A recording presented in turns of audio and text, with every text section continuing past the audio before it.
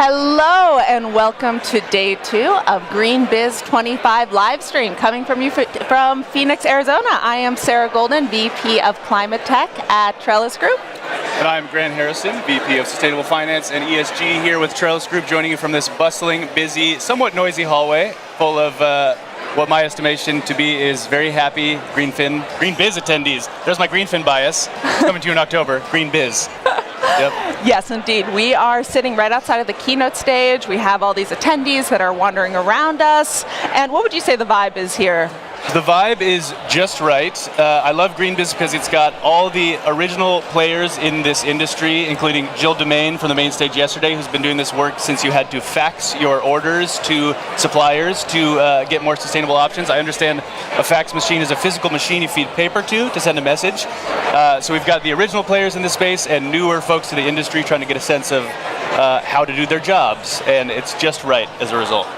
I really appreciated that through line in the keynotes yesterday of the idea of like these little things that we do cumulatively add up. So the idea of starting in sustainability before organic was a thing is so hard to comprehend, and how far we've come that when we get into this industry today, like we're standing on the shoulders of giants, and all the little things we're doing that now that may not feel like much, but cumulatively add up. Yes, they do, and we're standing on the shoulders of giants while experiencing a headwind to this industry that we've kind of noticed folks talking about and addressing, but not letting the headwind stop us from being hopeful, if not optimistic. I think I was making that distinction before we got on screen here, which is really promising to see in a time that's a little turbulent. Absolutely. It really shows that the other important things of events is feeling connected to people in these times of turbulence. We're just about to start day 2 of the keynotes, but we'll be back here afterwards for more interviews from the Livestream Hub.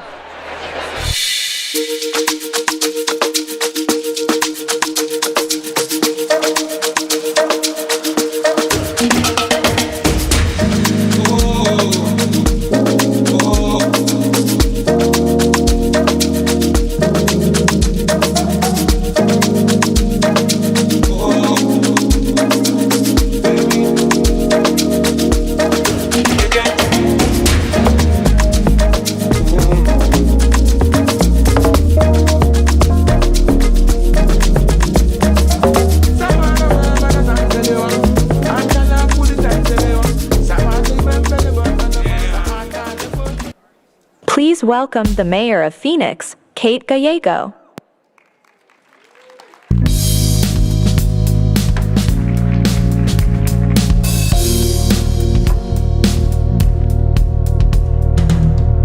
Welcome to Phoenix. We are so pleased to have GreenBiz in our community and to see the incredible energy that is happening. I hope if you're visiting Phoenix for the first time that you will get to enjoy our beautiful city and that we will welcome you back time and time again. Thank you to Joel and Trellis for once again choosing our city to host this event. It's my pleasure to welcome you and share some of our favorite things about our city, whether it be our James Beard award-winning restaurants or a hike in our gorgeous mountain preserves. We're really proud to have more acres of parkland than any other city in the United States, so we hope you get out and enjoy the gorgeous mountain preserves. And you may have noticed we do February weather pretty well. Thank you. The ultimate Arizona vacation photo is standing next to one of our very tall cacti while wherever you're from has snow. We're also, hopefully you got to see Sky Harbor Airport ranked the #1 airport by the Wall Street Journal and ranked one of the top 4 for sustainability. We're trying to do everything from waste diversion to investing in renewable energy at the airport so that you get a great welcome when you come to our community. For those of you who I haven't met before, I have an unusual background as a mayor. I have an environmental degree and then an MBA, so I feel like I always love green business because it's like I'm with my people. My involvement at the city began through our environmental commission, and I see Colin, who has also chaired that, here today.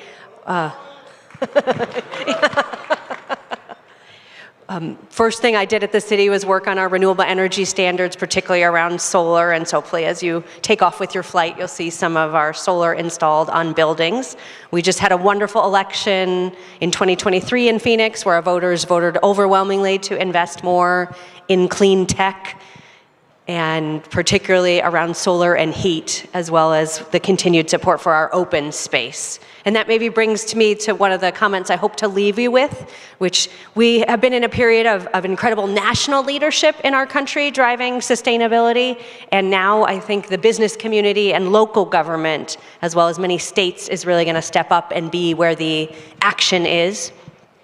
As a mayor of a top 5 city, I have many choices about where to spend my time, but I've really decided to focus on sustainability because I think we can get a lot done, and because local business, philanthropy, and academia are going to have to lead the way for the next several years.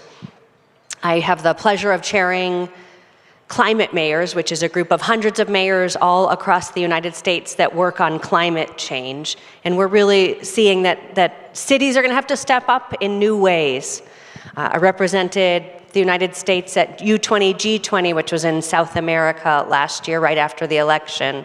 And the questions we got were so specific, like reporters would ask about who was being appointed to Secretary of Energy or Department of Interior. The world was really watching what we're doing in the United States. And I said, we have made progress for decade after decade, and we're going to continue to do so.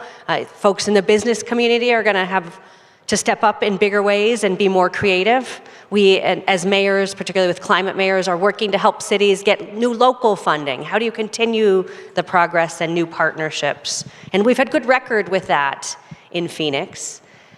This November, we passed a 10-year plan for the city of Phoenix with a record-setting 79% approval, and it said we would try to become the most sustainable desert city in our country. So voters really want to do these things. They care about investments in this area.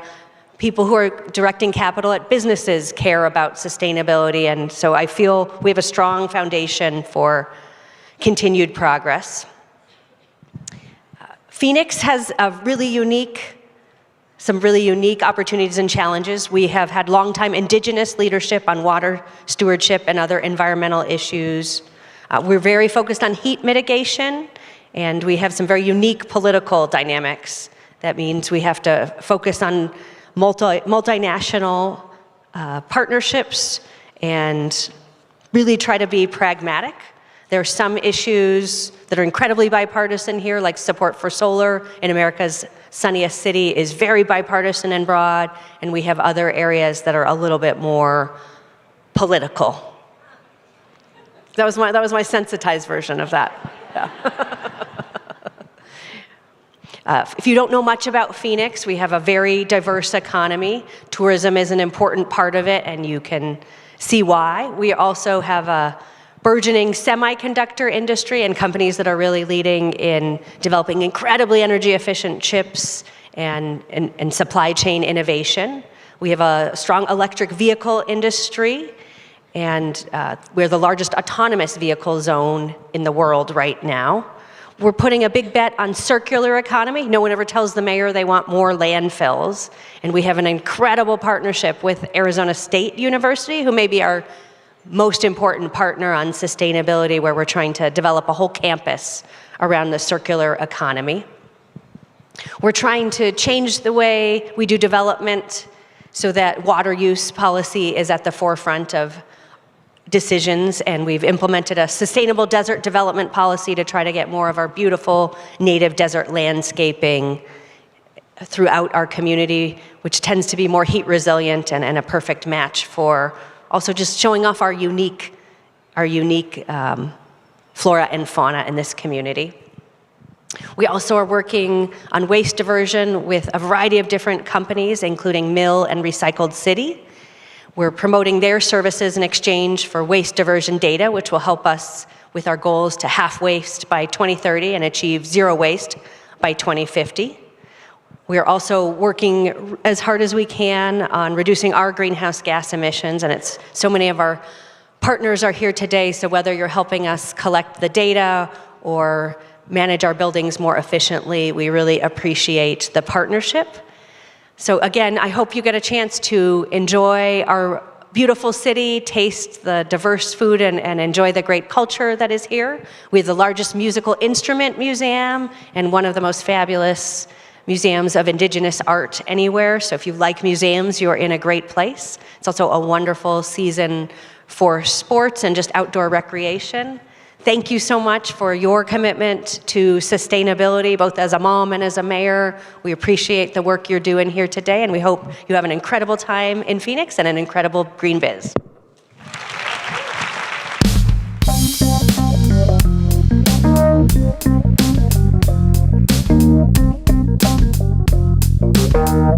Please welcome to the stage Vice President, Sustainability at Trellis Group, Katie Ryan.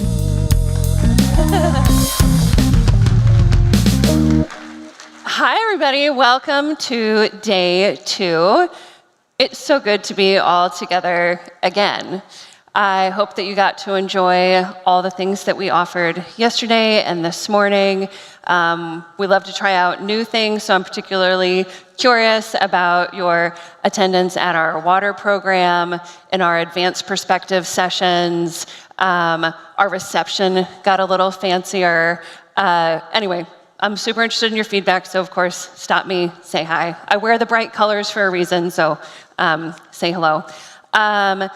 Yesterday we made the unseen scene. The way I like to think about it is we had the leaders up here and they were holding this prism and they harnessed their topics and their perspectives and they shined it through that prism, and then on the other side we saw a rainbow of insights that we just hadn't seen before when it was just that one light coming through. And so we saw those topics come through. We saw leadership, systems change, community, collective action, junk, communication, and now that we have all of those insights revealed, we can take the next step. And that brings me to today. Today, we are rewired for impact. And this means we're going to hear from speakers who their leadership is in place right now, driving impact. And it's going to be a little bit snappier today. So I loved sitting in those conversations deeper yesterday, and today's a little bit snappier. So a few quicker conversations and topics that I hope you really enjoy, and I'd like to get into it. First, we're starting off with a conversation with Tom Chi, founding partner at One Ventures. Tom's ability to storytell with data is some of my favorite that I get to hear. And he also breaks my brain a little bit every time. So I hope you really enjoy Tom Chi.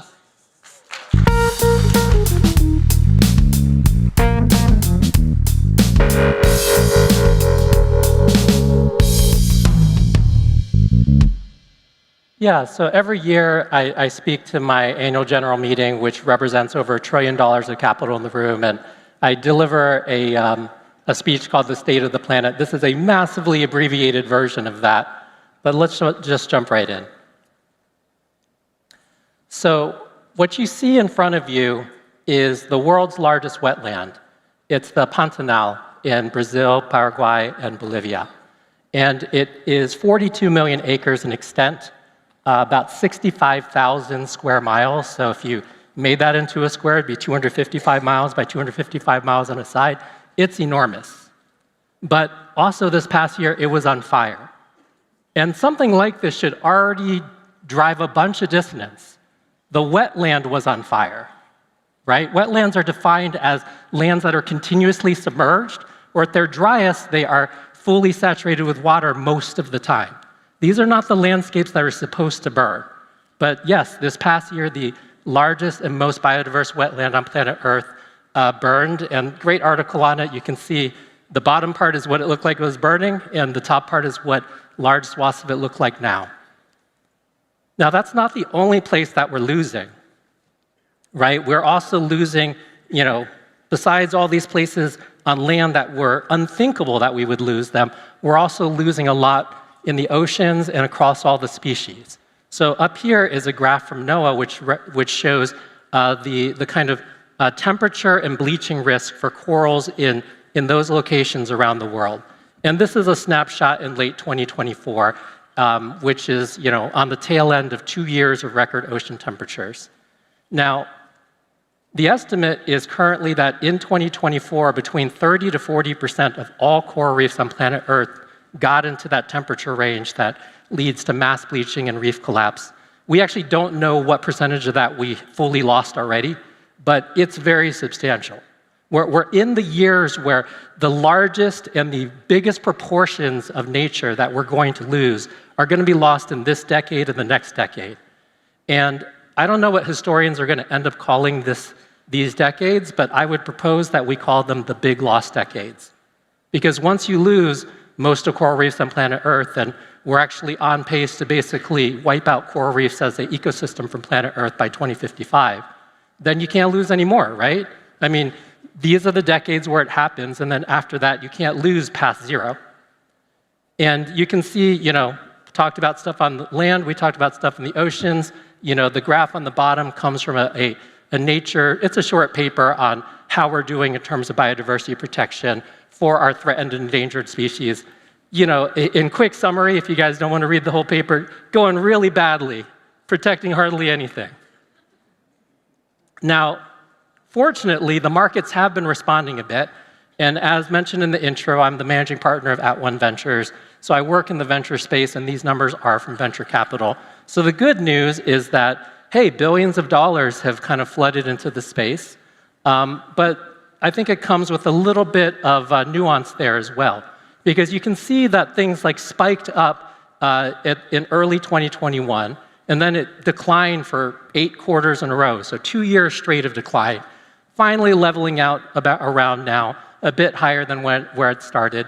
But if you think about it, it's not that the climate problems became less problematic during those years. It's just the market got energetic, and then it got skittish, and now it's kind of leveling out again. We need to have more staying power on these sorts of things. We can't, the kind of capital and the kind of patience that's going to take to go solve these problems is much larger than what we have been currently applying.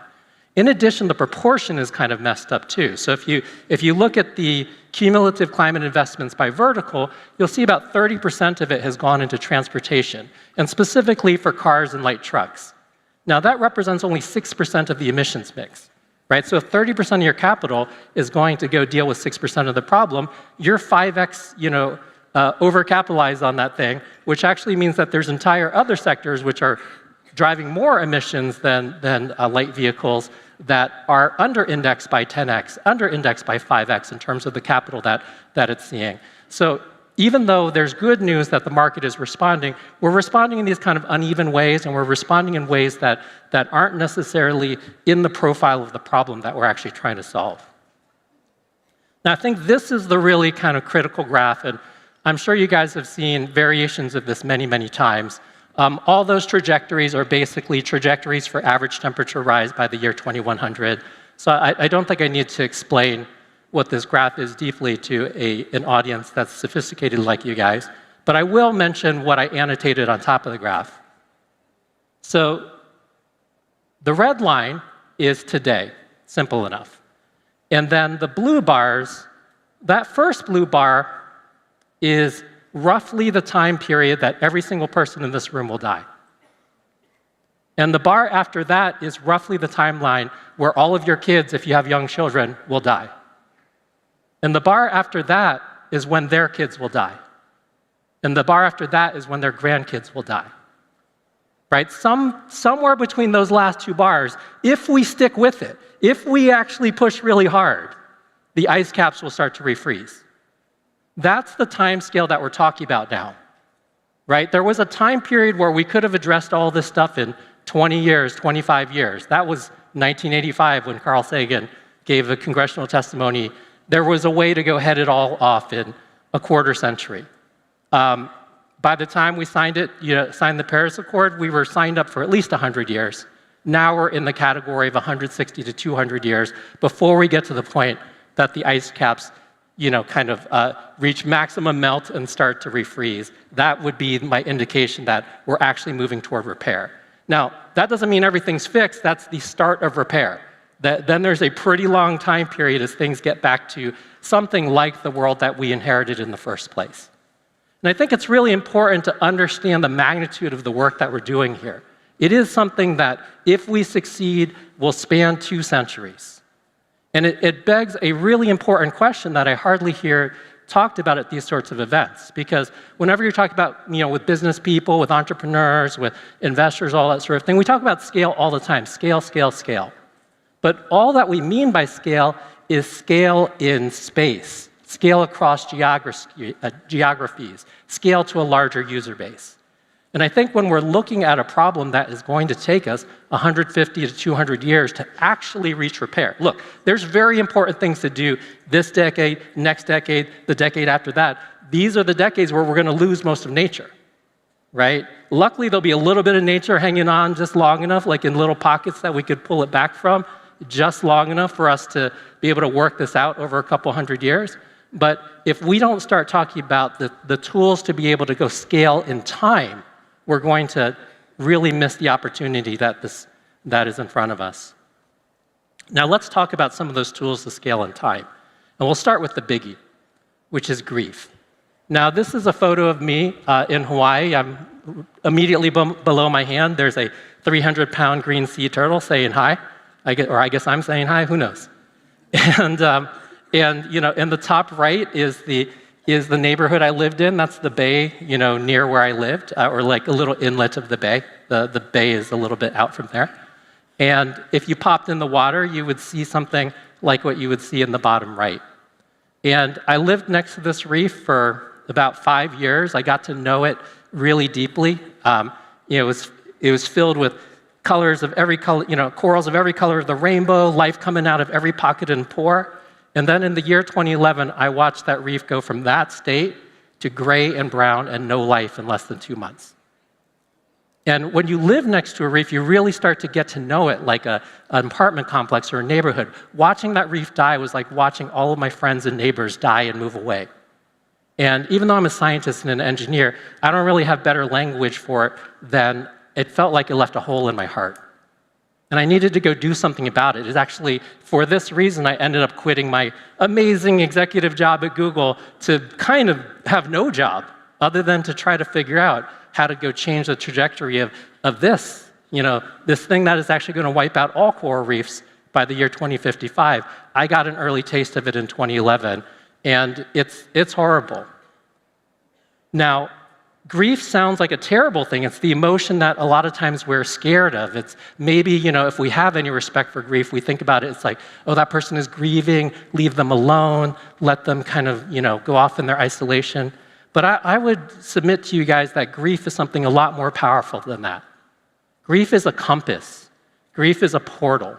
Grief gives us clarity on the things that actually deeply matter. I thought I was working on what deeply mattered. I had an amazing job, leading product experience for Google X, working on self-driving cars and Google Glass and Project Loon and a contact lens that can measure your glucose levels, inventing crazy things. Sounded like the best job in the world, amazing pay. And also, I did not realize that wasn't important to me compared to this, right? You need moments of grief to find out what really matters to you. And until then, you're going to live the scripts that society tells you are important to live. And until then, you'll live into the things that feel good enough, work good enough, pay well enough.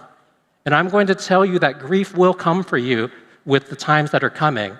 But don't be afraid of grief. Grief is the portal. Grief is the thing that makes you care about something for your entire life.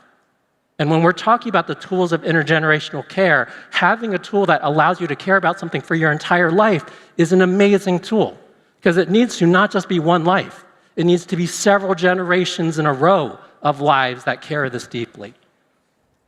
Now, that is a very deep and powerful tool, and when it comes for you, don't fight it. It is the moment. It is the portal. It will feel extremely difficult. It might take you years to get through.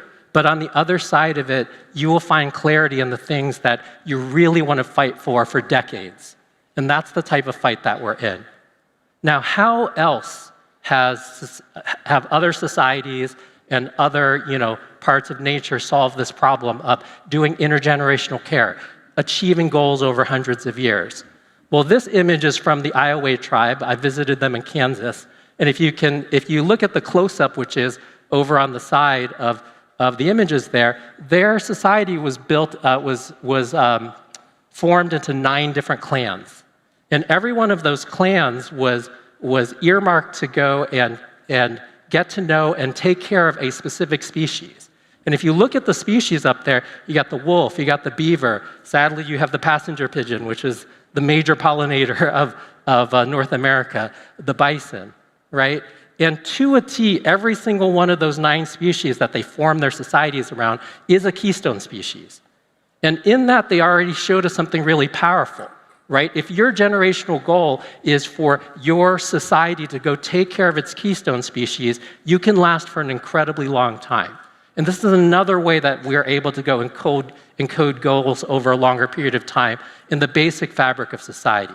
But that's not the only way, right? The keystone species insight they were not the only ones that discovered it. If you go and look at the totem poles of the Pacific Northwest and you look at the specific animals that are part of ceremony, a part of ritual, then you'll see that almost all of those are keystone species as well. You know, in the middle, we have the Yakui people, where in their shamanic rituals, they basically embody the deer, which is one of their keystone species. And, you know, other times, you can do it, you know, the American way. So we decided that this is our bird. So we got real sad when DDT was killing it. And ultimately, I don't care whether you do it through dance or myth or national bird or totem poles or what have you, but we need to start talking about these kinds of tools. The tools that will have us consistently care about something for decades, for generations. Now, beyond those sorts of tools of society, nature has shown us really powerful tools as well. And this is a recent scientific discovery from 2021. We found the first eusocial plant. So this is basically eusocial. If you don't know, it means it forms societies. So this is a plant that has formed a society. And basically, there's different roles in the society of these closely related plants. Some of them that are closer to the canopy, direct water toward the core family. The ones that are closer to the ground basically are kind of sponges for nutrient flow. And all of them basically contribute to their total society in these various ways. And the reason I bring this up is that, you know, even though I get to do this fancy job and I work with people that are like, you know, went to all these great universities, then these are not the only jobs that will matter, right? Like my dad worked at the post office for 30 years. And that's basically not a job that is kind of seen in high dignity anywhere.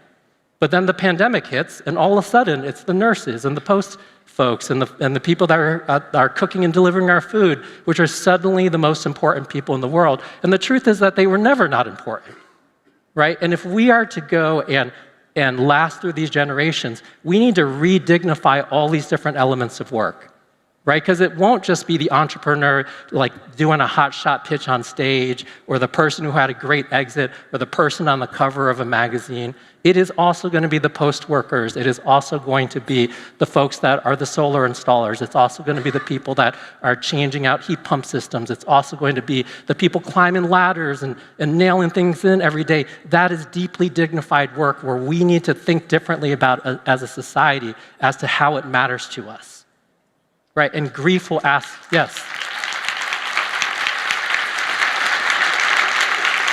Grief is going to ask that of you too. And I got to close out soon because I'm already like 2 minutes over time. But another thing to go learn from nature is that culture is not just for entertainment. And that's basically what we've made in recent times. We've basically made everything entertainment. Politics is entertainment now. It's just a big sports match. And the problem is that it's not, right? Like entertainment gets the highest ratings, which is why everything's become entertainment, but it's not that. And culture is not just entertainment. Absolutely, aspects of culture, you know, feed into entertainment. But when you look at orcas, for example, their culture is that they teach from generation to generation is about survival. It's about thriving. It's about hunting grounds. It's about techniques. It's about ways of caring for each other. They have long lineages of names that they give each other, right? And culture can be formed and be that powerful. It doesn't need to just be the latest fashion trend or this reality TV show or some song we forget about in 2 weeks.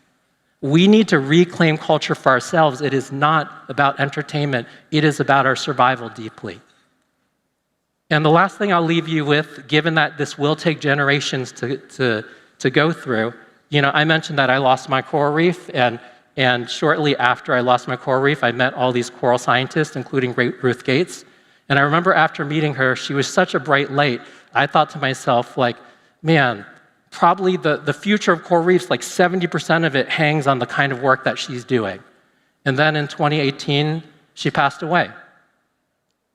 And I remember, thinking to myself, she spent so much time with me. She taught me so much stuff. It's it means that I need to carry this now. And I don't think I can carry anything nearly as big as what she was carrying, but I can carry, the possibility of that. I can carry the thread that I'm able to bring forward. And all of us need to ask that question of our heroes, because we will live long enough to see our heroes die. Whether it's Ruth Gates or E.O. Wilson, who didn't live long enough to see Half-Earth start, or Gabe Brown, who's not dead. Yay, Gabe Brown is not dead, but he did get diagnosed with ALS, which means he might have maybe 4 or 5 years. And given that I'm spending as much time with him as possible as well, to go absorb everything about regenerative agriculture that's possible. And this is part of what it is to be part of this continuum, to be a good learner, to learn from our heroes, to carry on the work, and understand that we will pass on as well, and a generation beyond that will pass on, and maybe that generation at that point is going to see the final fruits of this work that we've done for the last 150 years. Thanks so much.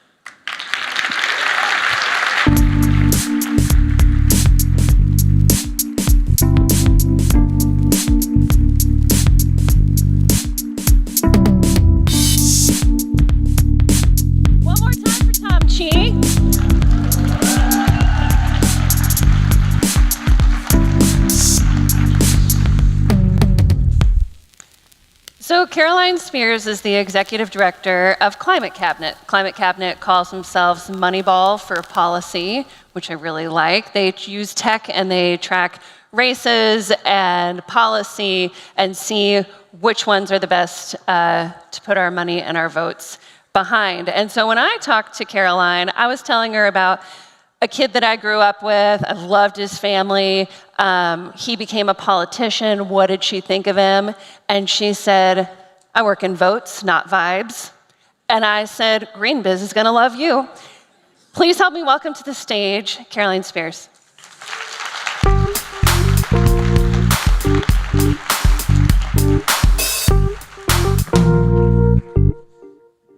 So Caroline, let's start with something quick. I'm going to start a sentence, and then you finish it. Great. Okay. In climate policy, the next couple of years look... very state and locally focused. Oh, I like that. The relationship between politician talk about climates and their votes, best described as... Not always the same. Sometimes they talk a lot, and then you look at the voting record, and you're like, it's not there, man. It's not it. The total number of elected officials in the U.S. is? Over 500,000, but even professional political scientists don't know how many elected officials we have in the U.S. Yeah, this is going to be good. Okay. Well, let's talk a little bit about California. How do you think about the influence of California, states like California? Are we putting too many eggs in one basket? What would it take for California to not be an outlier? I think it's fantastic that leader states like California, although I will be honest, California is getting a little surpassed right now by states like New York and Washington and Oregon, so there's a little bit more California can do to keep up. But you can't overestimate the importance of state action in leader states. I think sometimes it feels like, oh, it's just one state, we have 50 of them. California's top 10 world economy. Many of our states actually in the US are top world economies. And sometimes we forget that, and I think focus can get on the national level. But if you perhaps are wanting to pay less attention to the national level right now for whatever reason, you can dial into some of the great work that states like New York and Washington, California, but also like New Mexico and Illinois and Minnesota and Michigan are doing to create the clean energy economy and solve climate change, which is great. I'd like to talk about time horizons a little bit because there's a difference between policy enacted, policy enabled. There's a gap there.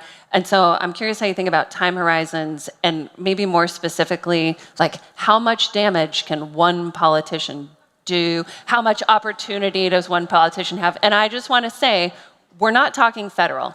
Climate cabinet works in state and local. So I'm talking state and local. Yeah, so when it comes to how much damage or opportunity can one politician do, I think one of the things that we think about a lot at Climate Cabinet, because we don't do federal, we don't do the Senate, we don't work on the presidential level, is we think a lot about what impact can one lawmaker do who's maybe they are Arizona State House District 17, or they are a county executive or a county commissioner out there on city council. Some of these electeds, there are 500,000 of them in America, which is an astonishing number. And some of these electeds have huge outsized impact relative to kind of what you think about when you hear about them. So for example, there are many cities in America, but some cities run their own utility within the city. Phoenix is not one of them, but there are great cities, like, for example, Columbia, Missouri. They actually sign their own power contracts. So there are these opportunities throughout the US where we have state and local leaders who have incredible climate impact. And then every state and local leader controls things like zoning. Are we building dense, affordable, and walkable communities, or are we building communities where you have to sit 2 hours in traffic to get to your job or to go see your friends? And that's a place where state and local leaders have a lot of impact. And that's really what I care about. It's what I spend a lot of my time focusing on every day. Well, great. So what are some of the things that are going well? We actually have a lot of things going well right now on climate policy, which is strange to say given the national news. But we have actual, real climate policies moving forward in several states.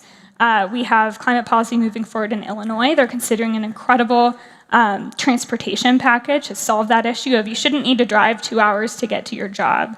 You shouldn't need to buy a $25,000 car in order to participate in the modern economy. You should be able to get from where you live to where you work to where your friends are in a safe and clean and affordable way. And so we have great legislation actively being debated right now on that. We have incredible legislation being debated right now in New Mexico. We have leadership legislation in New York and California as well. But across the country, we're seeing, we're still moving the ball forward in really meaningful ways at the state and local level, which is really, it's a good thing to think about right now. If you spend a little bit too much time on like Google News or Twitter, sometimes these things get missed in the heat of national politics. One thing I like about going to Climate Cabinet is that you can look at policymakers and then you can see their rankings. You kind of rank them as though they were school children, kind of A to F, which I really love. That's not how I would phrase it, but go for it. Go for it. Thank you for the moderator grace. Let's say you find yourself in an elevator with one of those F-ranked officials. Let's call him Frank. F-rank Frank. Frank. And you have 30 seconds. What do you say to Frank? I think you can say a lot to somebody with maybe, if you think about all of the votes that a politician takes and you rank them and say 0, that F score, they're voting pro-climate 0% of the time. And maybe 100, they're voting pro-climate 100% of the time. You can probably work with people on different pieces of legislation from like 40 to 100. Once you get that below 40 number, it becomes challenging. There are some interesting bills moving forward on grid modernization and grid security you could talk to someone about. You could talk to somebody about, maybe you could talk to somebody about clean energy investments. But if someone has an F score, it's actually quite challenging to start a conversation, even if you frame it in terms of business sense or clean energy. So one thing you could talk to them about is like efficiency bills can sometimes work, but I'm hesitating because it actually is quite challenging to talk to someone with an F score. You get into like a D score, a C, you start being able to have really fruitful conversations that talk about, okay, but how many jobs can we bring into your district? That's exciting. When somebody is, unfortunately, we have a rise of pretty extreme politicians who are kind of ranking in that really low category. And for those folks, what I tend to think of is who's running against you in the next election, and I'm interested in getting to know them instead, perhaps. Okay, this is great, because I've been so curious, like, do you want to spend your time maintaining the A's or trying to make the F's D's? Yeah, you can, there's a lot of kind of education and community and coalition work you can do with folks who maybe aren't doing so well on their climate score.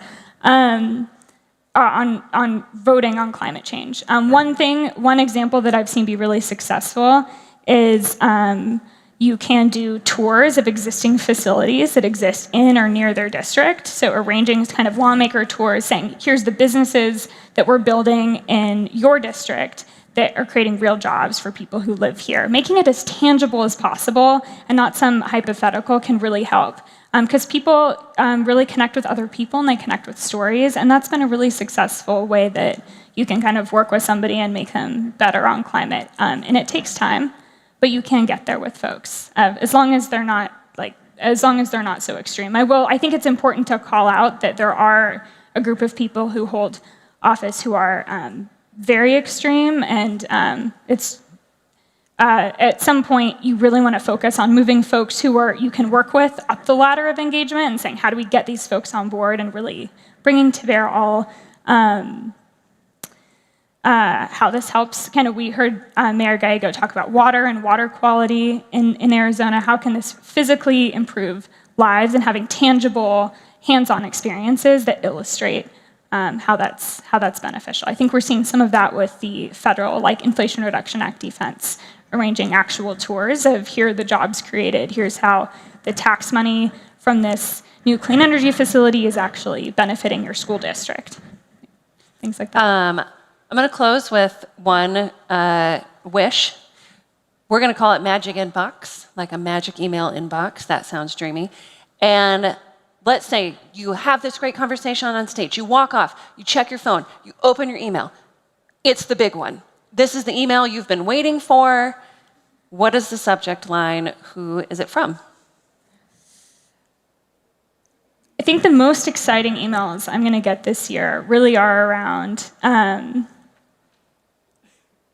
I would really love to see some of these states showcase. I think what Mayor Gallego queued up so beautifully for us in this conversation was there are places across the country where climate leaders are making real, tangible change. And so the emails I'm most excited to get are, Illinois has passed this incredible piece of climate legislation. Here's how it builds clean energy jobs. Here's how it helps with transportation. I'm excited to see what policy developments we got out of several states. I want to see HB 2143 has passed, the governor has signed it, it's going into law. Here's how much pollution we're going to reduce. Here's how many fewer kids will get asthma from that. Here's the number of clean energy jobs we'll create. And here's how it's really making people's lives better. Love that. Thank you. Thank you. Thank you, Caroline. Bye.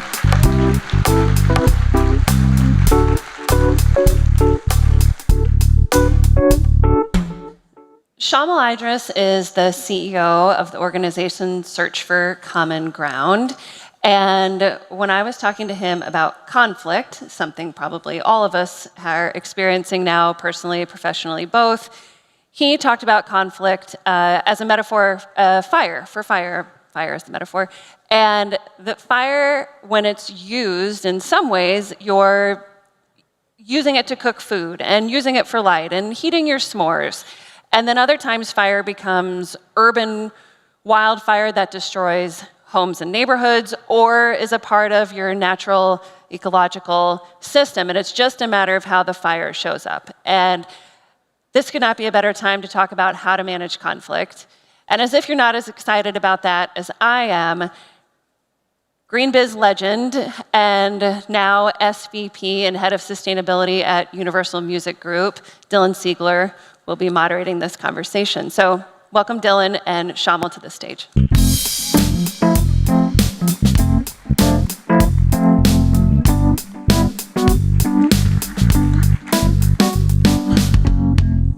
Can I have one more round of applause for my brilliant friend, Katie Ryan?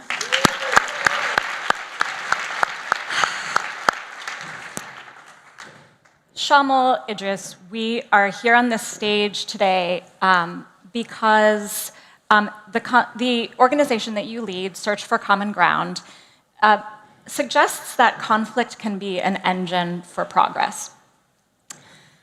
In the short time that we have today, we're hoping that you can help us understand how we can apply the work that your organization does to the increasingly conflict-laden environment that we're working in DEI, ESG, sustainability, et cetera.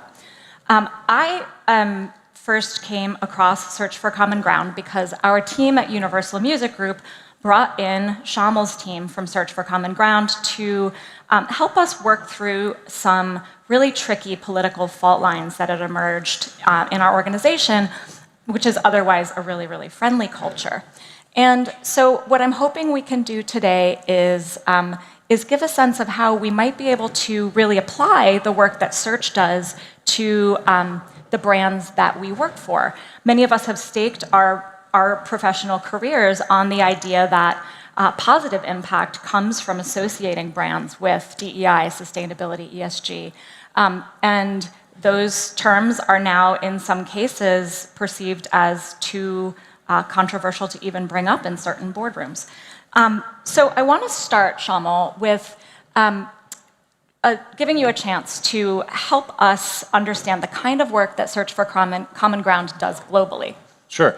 So I'll do it through a quick story from one of the 36 countries in which we maintain teams and operations. I'm going to pick Kenya, the economic hub of East Africa. Many people might remember the bombing of the US Embassy there in 1998. Many years later, there was a terrible attack on a mall, Westgate Mall, that killed more than 70 people. And the government, in response to these attacks that were coming from a violent extremist group, Al-Shabaab, found out that the people who perpetrated the mall attack had infiltrated the country by posing as night fishermen. Night fishing is huge to the economy along the coast, so they banned night fishing. Our Kenyan team, which has diverse across ethnicities, has people who know the police well, some who used to work for them, young people, old people, started mobilizing by bringing the different interest groups together to talk about a better way to deal with this issue than what was happening, which is violence was not going down. Al-Shabaab had a recruiting spree because a bunch of young men didn't have jobs to go to. The human rights groups were suing the government or marching in the streets, and everything was getting worse. Fast forward to, after a lot of hard work, finding creative ways from everything from soccer tournaments to quiet, discreet meetings to eventually being able to bring all these parties together, they came up with one idea, a Muvuvi card. This is an electronic scan card that every fisherman gets now because you have to register, and that every police officer along the coastline has a scanner for. That simple idea that only came up because they were able to come together across their differences rather than face each other as the problem, ended up reopening the entire night fishing economy along the coast after 6 years of it being shut. So that's both who and what we are. Who we are is everywhere we work, our teams represent the dividing lines in those communities. So here in the US, our team is Republican, Democrat, multiracial, interfaith. What they do, they use that diversity of perspectives to turn conflict into cooperation for better solutions for everybody. This is fascinating. And I think everyone in the room has likely experienced a conflict in our daily work, our daily family lives, our neighborhoods, around. Actually, can I get a show of hands? Who in the room has experienced a conflict related to the Israeli-Palestinian conflict, the war in Ukraine, DEI, ESG, the presidential election? Raise your hand if anywhere in your life these conflicts have shown up. Okay. So this is definitely going to resonate. I'd like to hang out with the ones who didn't raise their hands. I think I'll live longer, but... Seriously. So can you help us to apply the principles you're talking about to these kinds of situations? So the first thing is that we saw the hands that went up. This really affects everybody, and it increasingly will affect everybody personally. But even if you don't want to personalize it, the issue of conflict, how we deal with conflict, how we deal with difference, will be the key to whether the issues that you all are organized around, whether it's climate, eradication of disease, women's rights, anything, whether those issues actually succeed or fail. Because all of those issues, as you all know better than I do, now require cooperation over lines of conflict.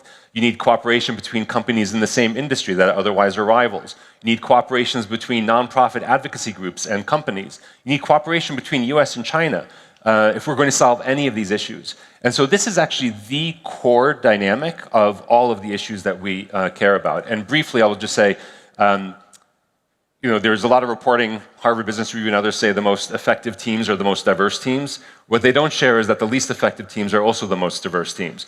The key difference is the building of trust. It takes a lot more time to build trust across lines of diversity than it does across lines of similarity. But if and when you do that, those teams will outperform non-diverse teams every single time because they're bringing the best of themselves, different perspectives, different ideas, and more creative solutions emerge, like the team in Kenya. And so that's really the key, whether you're in your corporate boardroom or anywhere else, what are the steps to build that trust? And there are a lot of different ways you can do that. I was at a gathering of sustainability professionals recently where I was expressing my real rage and frustration around how sustainability always seems very willing to roll over, very willing to cede the terms to the opposing side. And others at the dinner disagreed. They said, as long as, it doesn't matter what banner we're under, as long as we get to do the good work. And so I'm curious what you would think about in a situation like that and how we might think about like applying that trust and pushing back or not. Pushing back, okay. So let me, we're gonna do a little demonstration of something we call Aikido politics. This is one of 5 tools that we use everywhere where we work, that our teams use. And this is one that's particular to how to deal with opposition or oppression or attacks. Before we do this, is there, and we'll get up, is anyone who actually knows Aikido in the room? No, okay.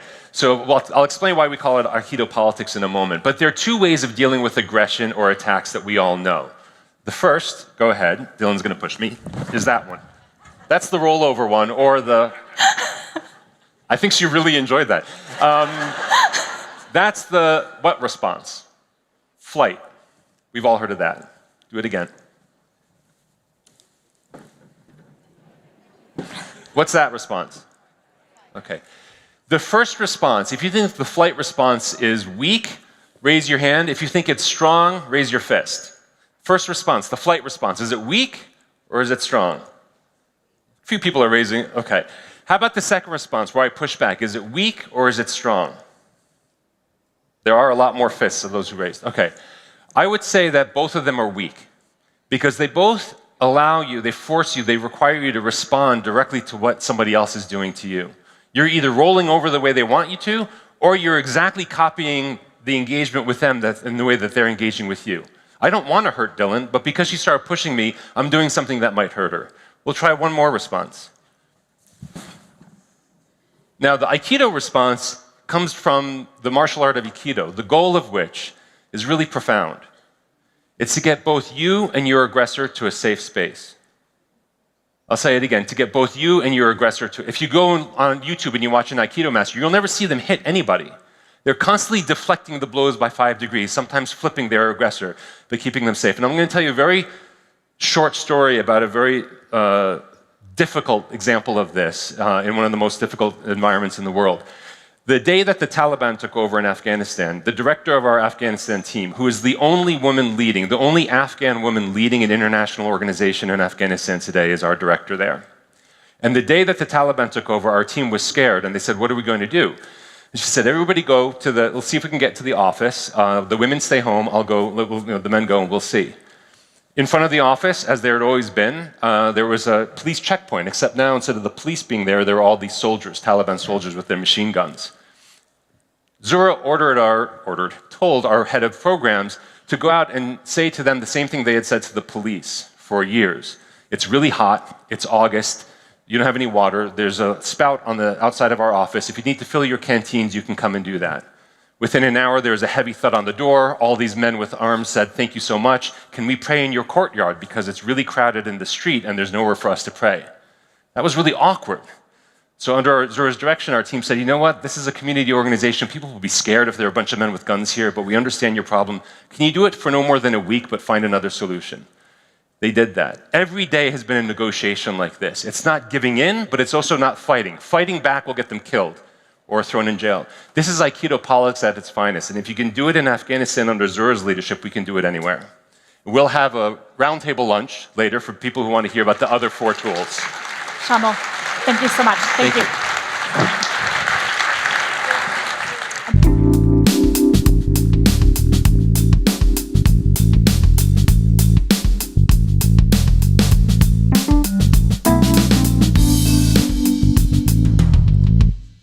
I went for a hug, and then I was like, she's going to deflect me.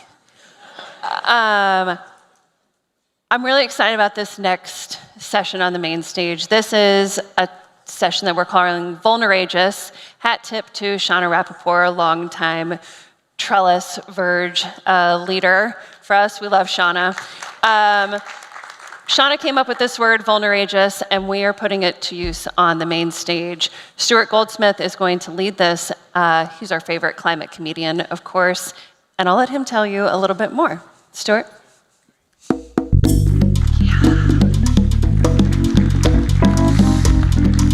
Thank you. Thank you very much, everybody. It's lovely to be here. It's fantastic to be back at GreenBiz. I am thrilled to walk amongst you once again. As Katie mentioned there, I am, as many of you know, a climate comedian. I've been a professional comic for 20 years, and I now write exclusively and perform exclusively about the climate crisis, and I offer that material to sustainability departments of big organizations to make their employee engagement feel a bit more exciting and visceral and a bit less like a sort of health and safety briefing where everyone wants to go, oh. So with that in mind, whenever you mention the climate, as many of you will know, as soon as you put your head above the parapet and express any opinion whatsoever on the climate emergency, you are forced to confront your own hypocrisy. We're all of us culpable. We're all of us bound up in this carbon economy. So you're forced to confront your own hypocrisy. And I know this because about 8 months ago, I was in the UK and I was performing at a big gala climate charity fundraiser show, and there were poets and folk singers. And then the host came on and said, now please welcome your headliner. He's the climate comedian who's been all around the world. I'm stood in the wings like, shut up, man.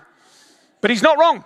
Only a few days ago, I flew from London to Arizona to take part in a climate conference.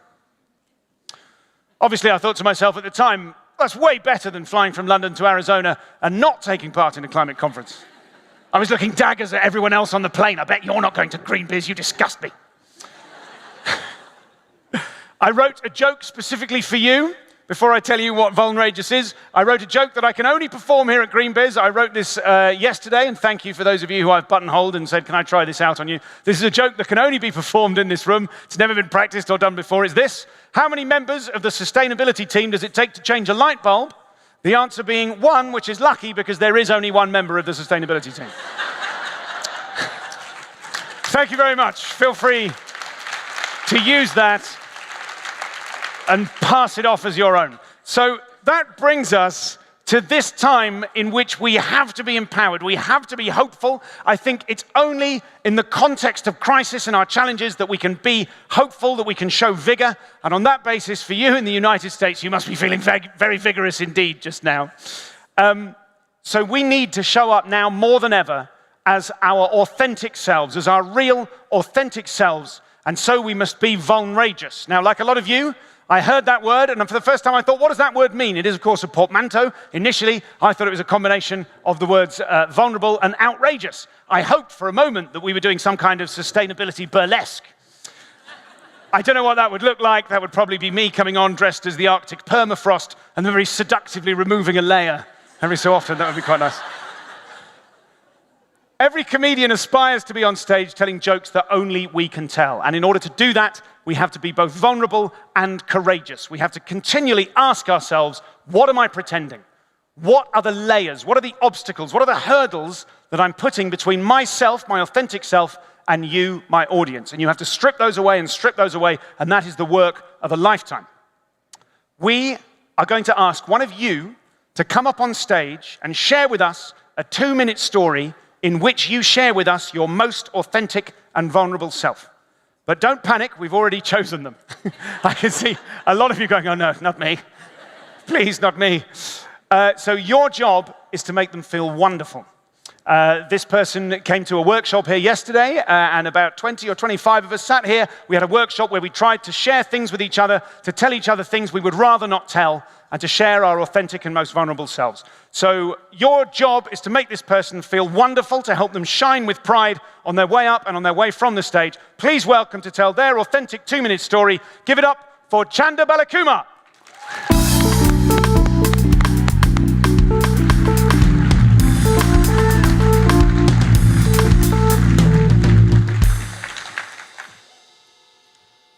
Growing up, we all have an idea of the future we're building. It starts out blurry, but focuses with time and experience. But no matter how much we prepare, life always has plans of its own.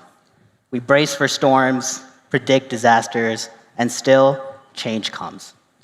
Sometimes sudden and catastrophic. For me, that was losing my mom, Ishri, when growing up. She was my constant, fierce, kind, and always forgiving. And when she was gone, I didn't recognize the world anymore. It felt like being dropped into a different universe, one that I never asked to visit. That feeling, that sudden shift, that uncertainty is something I recognize now in our work in sustainability. We share knowledge, push for reform, and advocate for change. And yet, just when we think we're on solid ground, it's pulled out right from under us. Policies reverse, resources diminish, momentum stalls, and suddenly fear steeps in. Uncertainty replaces progress. Sometimes it even feels like doom. But I've been here before. Many of us have. Loss is universal, but so is resilience. We grieve, we adapt, we push forward, not because it's easy, but because we must. That's why I believe in the work we all do, in the people who refuse to stop or stand still, even when the ground underneath them vanishes. The strength of our work isn't just in solutions or strategies, it's in the people who carry on, who keep fighting, no matter what universe they wake up in. Grieve for what's been lost or what could have been, but don't forget about what remains. And what remains is us, lifting each other up, anchored by our shared dreams, refusing to be swept away. So please, look around you. You're not alone. And thank you for all the good work that you do. Thank you. Chanda, I just wanted you to see that some of them were standing up.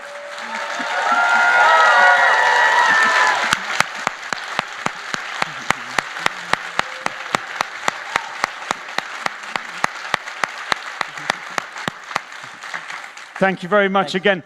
Ladies and gentlefolk, you can join us at 4:15 in Wildflower B later on today for the opposite of authenticity. That is sustainability slide deck karaoke. I'll see you there. Give it up one more time for Chanda.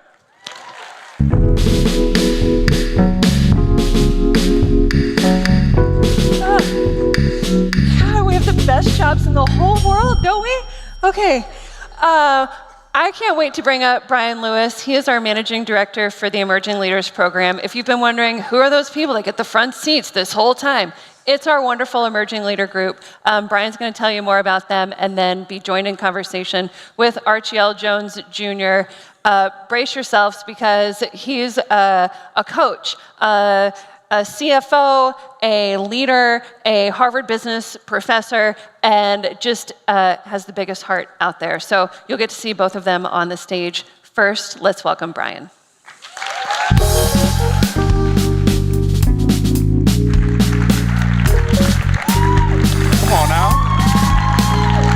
Y'all better give it up.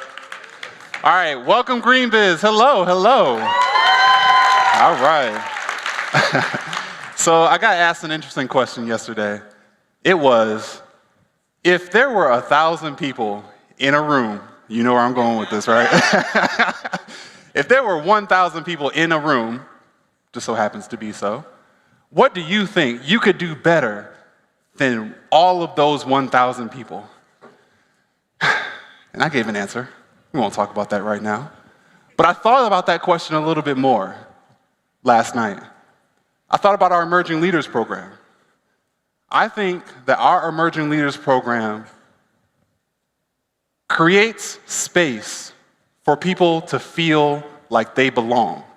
And we do that better than any other program that I have personally ever seen.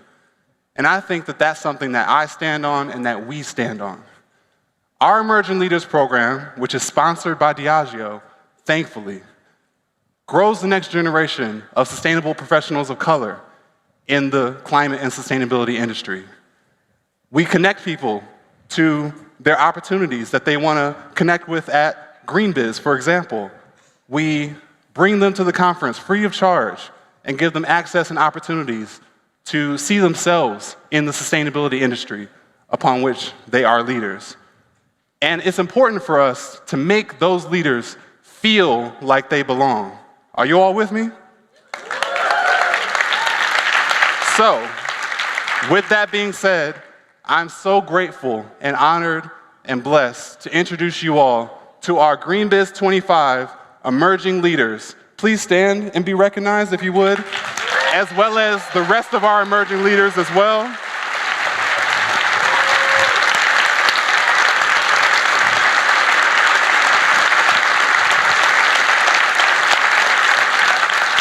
These leaders represent the brightest and best that we have to offer, and it's important that we serve them as they serve this industry. It's important also that I recognize our sponsor, Diageo, because without them, none of this would be possible. And I'm so very grateful that they've given not only their effort and their money, but also sat with our emerging leaders, had conversation with them, broke bread with them, and really dived into their personal stories and supporting them, not just in this cohort, but well beyond into their careers. And it's important also that with the conversations around DEI and around inclusion, that we don't just stop there, that we move beyond inclusion into belonging. How can we create spaces where people feel like they belong? And our next conversation is going to help shine a little bit of light just on that. It's going to put a practical lens around how we as leaders and emerging professionals from underrepresented backgrounds can make a difference toward a just climate future. And so joining me in conversation is Archie Jones, the founder and CEO of NxGen Coach Network. Please welcome Archie to the stage. Hey, my man. All right.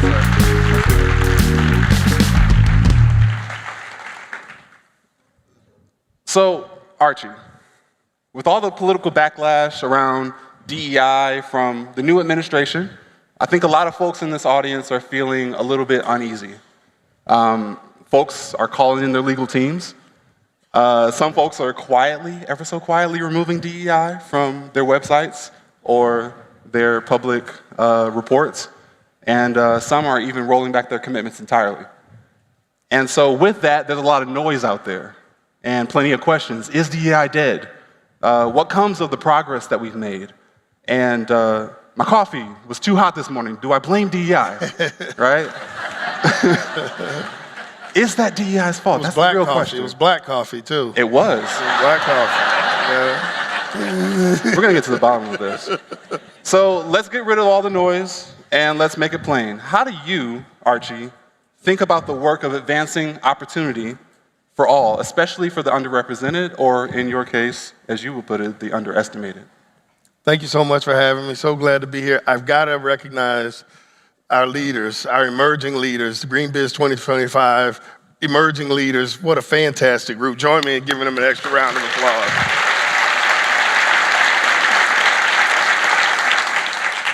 And I'll answer your question about how do I think about where we're headed with a little bit of a story taking you back. How many folks have heard of Linda Gooden? Linda Gooden, I'll give you the established leader. Linda Gooden, who sits on the board of Home Depot, African-American woman, by the way, sits on the board of Home Depot, sits on the board of GM. Anybody, I don't see a lot of hands. And I think it's a great story of not just her as the established leader, but her as the emerging leader. You may quickly be able to Google and figure out that she sits on these boards. The story that you got to dig for a little bit more is Linda Gooden as the emerging leader. Back in the 1980s, she was a part of a team running a small division inside of Lockheed. If you looked at the financial statements, it would have been listed as other if it was listed as all. If it was listed at all. Probably a less than $10 million unit.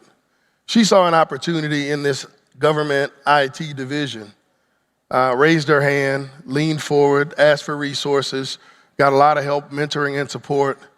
And when she retired about 10 years ago, that was one of now Lockheed Martin's biggest divisions, one of its 4 largest divisions, multi-billion-dollar enterprise. And now she sits on those boards. And so what I want you to take away from that is not just a great black history moment or BIPOC leader moment, but this story of entrepreneurship, this story of innovation, this story of inclusion, as you talked about it. And so as I think about where we're heading into an environment where I don't know for sure, but I'm almost certain there probably wasn't a DEI program for Linda Gooden when she was working it through. So now we're back in this time period where we may or may not have one. And how are we going to navigate without it? First off, to my emerging leaders and to the corporation around, I know we're going to need to change the name. As you pointed out, we won't be talking about it as DEI. It will be masked or changed its name into something else, the belonging group, the belonging committee, whatever it may be. So for my emerging leaders, get ready for we're going to have to look for it a little bit harder. Right? It won't be listed as the BIPOC Emerging Leaders Program. Right? They will have changed the names. They will have changed the sign on the door for us. We're going to have to have our radar attuned to looking for where these opportunities are. What I'm hopeful about is that it's moving to a conversation around inclusion, which I don't think of as a bad word, and belonging as you describe it. And that these programs now need to include everybody in our manager preparedness, in our leadership development. Because quite frankly, we all do need some leadership development.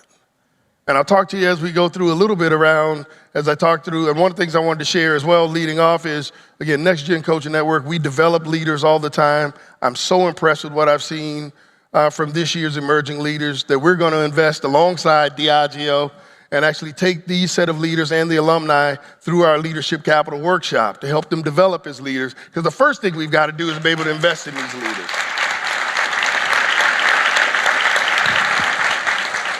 I mean, that's so very generous. I really appreciate you.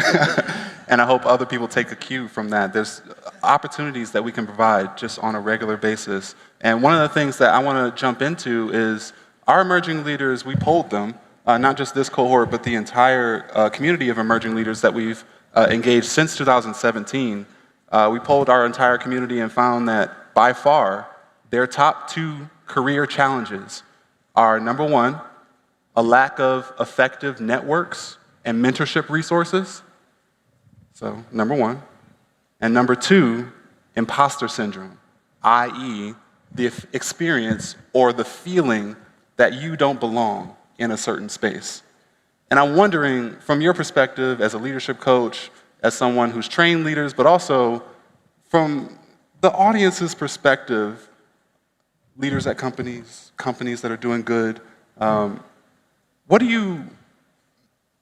you make of that, and how can companies and leaders create solutions to problems, to this particular problem, within their own company?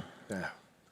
So there's a couple of things that you need to do. One, I describe this as a 2-part journey. First, you've got to take the internal journey. And so I'm speaking directly to these emerging leaders, but I want you to be thinking about the message that I'm giving them to take back to the emerging leaders in your organization, because you know they're out there. That internal journey starts with 2, and overall, we're trying to build confidence. There's a confidence that is needed to break through and get past the imposter syndrome. there's some building blocks to that. The internal journey takes you through the two places. One, understanding your capability. What is the superpower? What do you bring unique to the table? You mentioned, what can you do better than 1,000 other people in the room? There is a thing. You have a special gift, and it is incumbent upon you and your organization to help you find it. The second thing that we got to then get to, after we've talked about the capability, is culture. Loaded word, means a lot of different things, but at the individual level, celebrating your culture individually, your ancestral culture, the home you grew up in, the challenges you've been through. In so many cases, we use this as a liability, and it holds us back. We got to work through and be able to look at that as an asset. The fact that you've come through some challenges, the fact that you've seen some hard times, from whatever angle that may be, actually pre-qualifies you for a number of opportunities. And so I've got to take you through, and your organizations have got to help these young leaders, these emerging leaders, focus in on that internal piece. And from an inclusion standpoint, all of our managers need to go through that. I think one of the things that comes in as a piece of what you're describing is manager effectiveness. All of our managers and leaders of all races, of all genders in the organization need to get more confident in their own set of capabilities and their culture, because you can't appreciate someone else's culture if you don't fully appreciate your own. And so I love this idea of inclusion, where we're gonna spend time across the entire organization. And then the second half of that is going external, to your second point, on connections. After you've got a solid footing on what your capability and what your capability is, then you can start talking about communicating that story externally. Then you can talk about what do I need. You can start effectively saying, here's what I bring to the table. Here's why I belong. Here are some of the things that I'm going to raise my hand and say that I need. And then I think the last piece that I'll put in there as well is we need to take out the arrogance and the elitism that's within innovation. Too many of us walk around thinking, and yes, I work at an Ivy League school and I've got some Ivy League degrees. Innovation is not held solely by the folks with the big titles and the Ivy League degrees.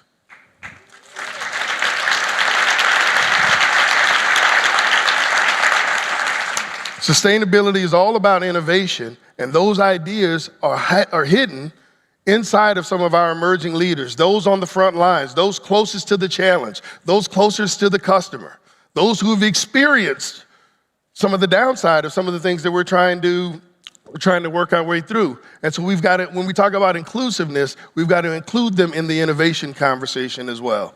Absolutely, absolutely. In our final moments, I'm wondering if you have any words of wisdom or words of advice. I know a lot of companies in this room have leadership development programs. You obviously coach leaders. I'm wondering if you have any best practices or words of wisdom for those operating those programs or looking to elevate those leaders into new positions and keep them there as well. I think the key thing that I would leave you with is, and I talked about those kind of 5 C's, from capability to culture, communication, connection, bringing you back around to confidence, and I'm keyed in on that confidence piece. Your goal as you're developing leaders in your organization is to build their confidence to a level where it actually exceeds their capability. Because that's where the real breakthroughs come back, where those real breakthroughs come from. That's where innovation starts. That's what allows you to take some entrepreneurial risks inside of an organization, is when slightly, just my confidence exceeds my capability slightly, so that I try some things that are out of my comfort zone, so that I'm comfortable asking for help from somebody else, because I know I've got a big goal in mind, but I may not have everything within me personally to get there. I need to go talk to some other folks who've got some other superpowers. And so I think that moving the culture inside of the organization to be more entrepreneurial and be ready to stretch beyond your current capabilities towards that confident future that you're excited about. I love it. Thank you so much for your time, Archie. Really appreciate you. Absolutely.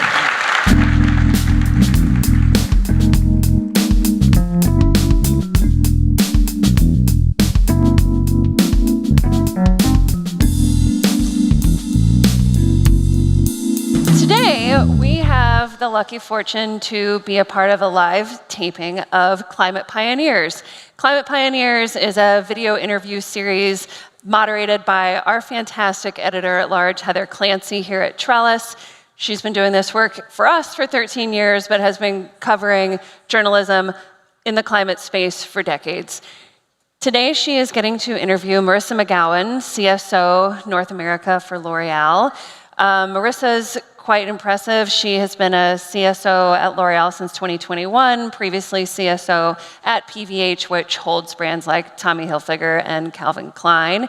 She has a law degree from Georgetown, and L'Oreal is doing big work too. They recently reduced operational emissions by 74% while increasing production by 12%. This is the kind of magic that all of us want. So please welcome to the stage Marissa and Heather.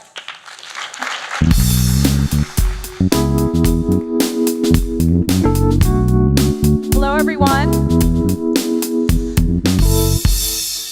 I don't know about you, but Katie has just got the most inspiring speakers this morning. I've been backstage just being awe, like one after the other. So amazing. Think about a hand for Katie.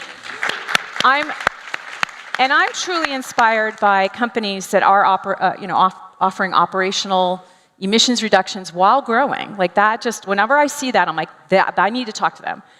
So that's why I'm inspired by you. I hope you will be as well. One of the things I wanted to first ask you was just who are your allies within the organization that really made that happen? We just heard about entrepreneurial work going on. So who helped you internally get there? So I would say, as someone who trades in influence, our relationships are everything. And when I think about my allies, it's probably threefold: team, business, and the people I don't know yet. Okay. So in terms of my team, you can't be everywhere. If you have great people representing you, you fan out, you make friends, you figure out what's going on, and then you come back together and figure out how we're going to implement new solutions. In terms of the business, I say I'm a business leader that practices sustainability. I think it's critical, being in the business space, that we can speak the business language, we understand the business challenges, and we are working together towards solutions that are both more sustainable and great for business. And then finally, I said the people who I don't yet know. And each year, I'm an introvert, so I have to be really intentional with my time. I pick 4 people who I want to get to know. Mm-hmm. And this year, we have 2 new leaders within our operations and R&I space. I know their operations and what they do quite well, but I don't know them personally. So they're on my list of people to get to know. R&I is research and innovation? Correct, okay. Correct. So we have a new lead for that. So we're pretty embedded there, but I just want to get to know the individual personally and make sure that I'm intentional about spending time with them. So that's kind of the mix. Who do you report to? I report to our CEO of North America. Okay. Yep, we have a great management team, and so yeah. Okay, now one of the things I wanted to really parse into is your product goals, right? So we heard the big goal, but you also have a goal to cut in half the emissions produced by each product by 2030. And underneath that, 100% of L'Oreal products will be eco-designed, 95% of the ingredients will be bio-based, and 100% of the packaging will be either made from recycled or bio-based materials. So where are you on those goals? And actually, also, how do you define eco-design? Like, what does that mean? Okay, so we'll start with eco-design. So on eco-design for 2023 and 2024, 100% of our portfolio, new and renovated products, were eco-designed, and 96% of our total portfolio has been eco-designed. And that 4%, we're waiting on testing and work we do on dermatological products with derms and doctors. So what does it mean to be eco-designed? We actually have an internal tool called Spot, and Spot is our internal lifecycle analysis tool. So it's 14 impacts across the lifecycle of our product, everything from extraction through to production, through to end of life. And we put all our products through those tools, and that's both formulation and packaging. And it comes out with a score, 1 to 10. And the objective is that every product, when it's made or renovated, has to exceed the score of the product that it is replacing. Mm-hmm. So that is the internal process. It is pretty robust. And so it exceeds, meaning that does better. It does better.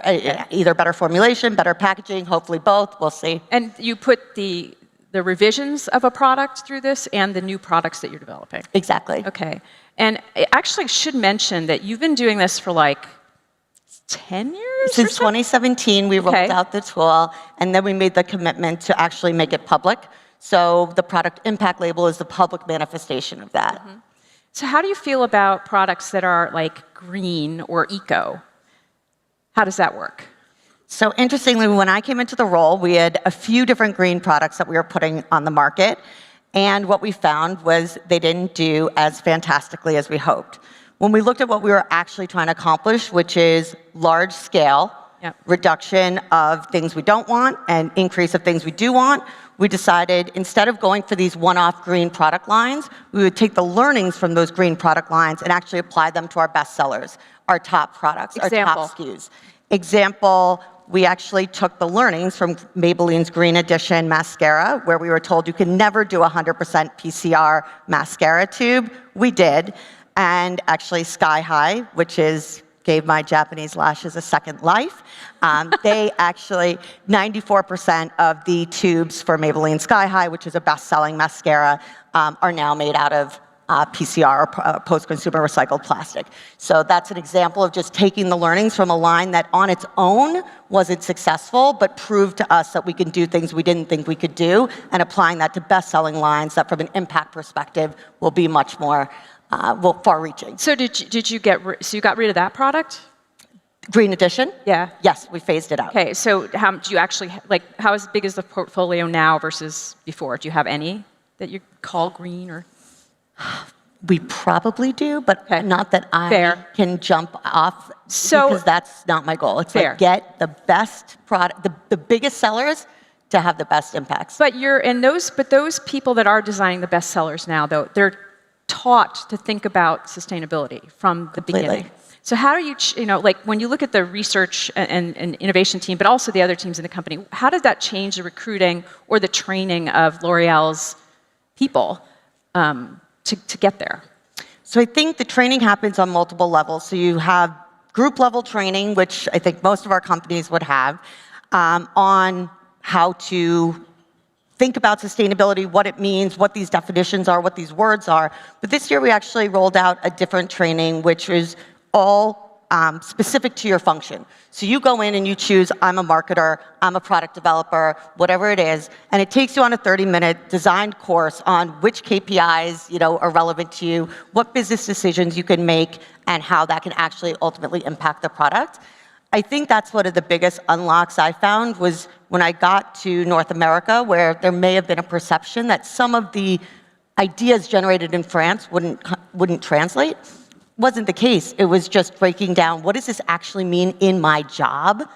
And to your point about research and innovation, there's generalist training for our research and innovation teams, but then we have very specific teams working on moving out of certain ingredients so that we can get to that 100% or 95% bio-based. So you're a lawyer by training. I am. And there's a lot of regulations that are influencing some of your work. In particular, I'm just curious about how you're looking at plastics regulation, EPR, and applying that to your strategy.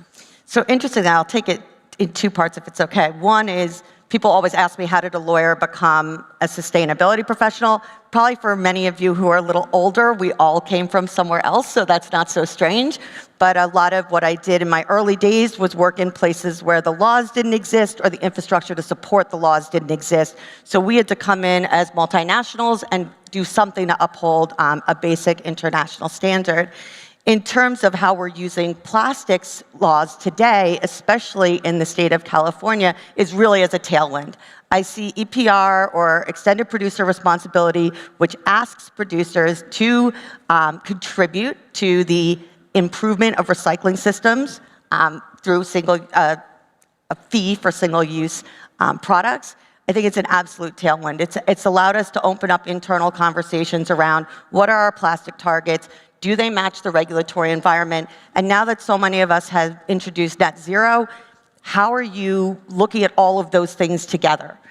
Which levers are you going to pull? How quickly? And are they actually going to get you to a place of compliance? We are moving from a voluntary environment to a more prescriptive environment, and with that comes the opportunity to innovate. So are you changing your messaging around that? I mean, like, I don't hear a lot of companies link their plastics goals to their emissions goals, to their circular economy goals, which I think is a huge missed opportunity. How are you doing that? I agree, actually. I think that's exactly what we're trying to do, is bring back the conversation. I think if you step back, what we did in the sustainability space was say, we have these broad goals, reduce emissions, and then we broke that down into all these smaller goals. And then how we reported out and maybe what our stakeholders were asking for were really specific. But I think we have an opportunity right now, as we've matured as a function, as the conversation is mainstreamed, to actually bring those conversations back together. And hopefully that will be what we could do next. In the time we have left, a couple leadership questions. What one question do you ask every potential hire? Give me a great example of how you've done something as a team. To follow up on that, is there, like, what was the most inspirational answer to that? Oh, I would say I usually get some pretty basic answers, but it does show me whether or not someone's truly committed to collective action. To me, that's the magic. That's the secret sauce. Got it. And so if you cannot work in a team, if you are not interested in taking a collective win versus a personal win, I think it's going to be very hard to be successful. Now, you're a lawyer, and we're in a very challenging, I'll use that word, environment right now. How are you keeping your team motivated? Say three things. One, we have so much agency. In this room, when you look around this room, in terms of the brands you represent, the NGOs, the access you have to each other, to great brands with amazing opportunities to storytell, there is so much we can control, even though it feels like we can't. Right. There is so much we can control. Just keep focusing on what you can control. Tune out the noise while processing your feelings. I think that's probably the number one. Number two, we just heard about belonging. We talk a lot about the power of debate in L'Oreal. Entrepreneurial spirit and the power of debate are our secret sauce, and you need to feel belonging to do that. So continuing to create a culture where people feel included and that they belong, so that they can debate and we can get to those innovative solutions that are going to take us to the next level. Love that, thank you. What would you tell your 21-year-old self? Probably to trust the people who I believed when they told me I was doing a good job. I love that. So trust the people that prop you up. Exactly. And then carry on and move forward. Exactly. Love that. Thank you so much, Marissa. I really appreciate your time today. Thank you. Thank you, Heather. So quick. I know.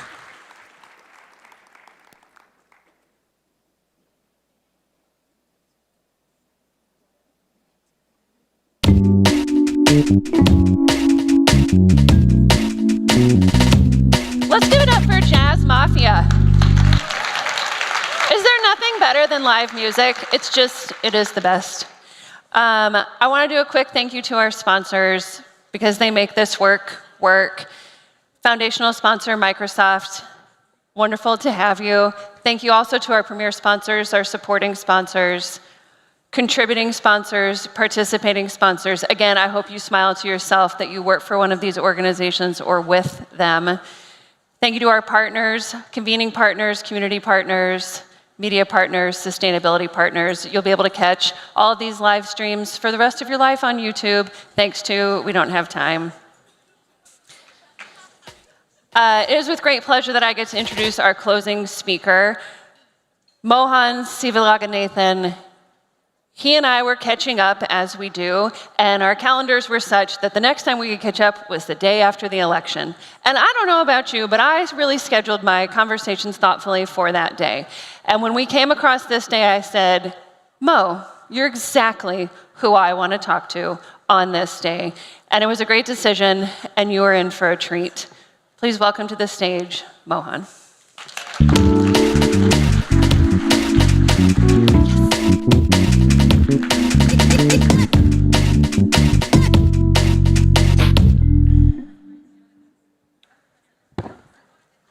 Oh. You want that?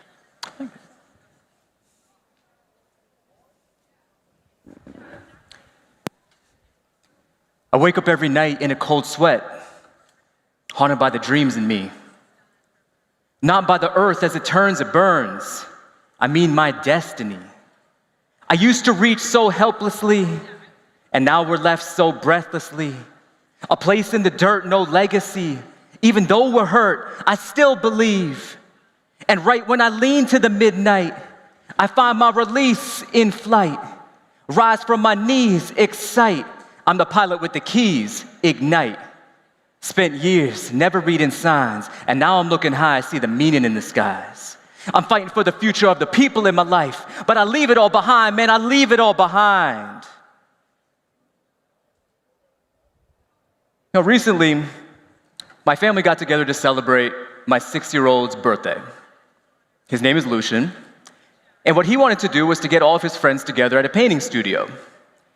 So we all got together in this really nice, cute place, and they were going to be painting a northern light scene. So across the room, we're seeing these streaks of blue, green, purple. And I'm standing in the back of the room with the other parents, and we were just admiring how tranquil the setting was. And that doesn't happen very often when you're in a room with 4-year-olds, 5-year-olds, 6-year-olds. Like, we felt like we could just duck out the back, go grab a coffee, come back, everything would be cool. So everything wraps up in Lucian's birthday party. Kids are showcasing their masterpieces. And Lucian felt like he had some pent-up energy that he had to get out.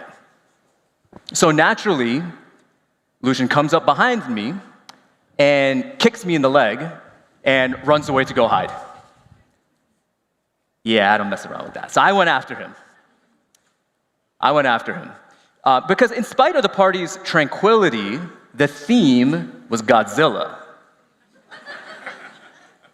So I had to get into Godzilla mode.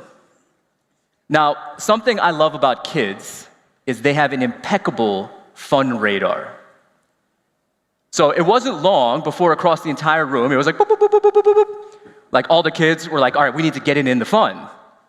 And what unfolded was this mix of hide and seek and battling, role play, my wife preparing to lose her deposit for the party. Here's a snapshot of what went down. So, yeah, you can see kids like start running around like brooms and mops and cleaning spray and things like that. What you can see here, though, is that I'm clearly a guy who's not content with being at a 7. Like, I need to turn things up to a 10. And I believe that's why you're here too, because you want to be at a 10. Because nobody tells the 7 stories. So, I had the privilege of serving as the CEO of a national civic engagement organization, and we positively impacted 2 million people a year. And I want to flex for a second here, because among our staff, we had a net promoter score of 100. Yeah. Not even Beyonce has a 100 net promoter score. We did that. And see, it gave me some insight into what a 10 looks like at work.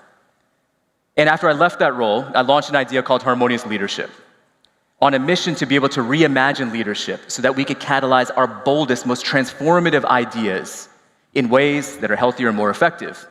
I've worked with folks across corporations, nonprofits, philanthropy, government, and I've been learning a lot about the ingredients of being a 10. And what's interesting is that it's not rocket science. You know, it's the stuff that you think about when you're at your kitchen table, when you're in your flow state. Like, we're talking about this blueprint that includes agency, which fosters ingenuity. There is unity of purpose, generosity, storytelling, and that will help you to feel more seen and more connected to your team.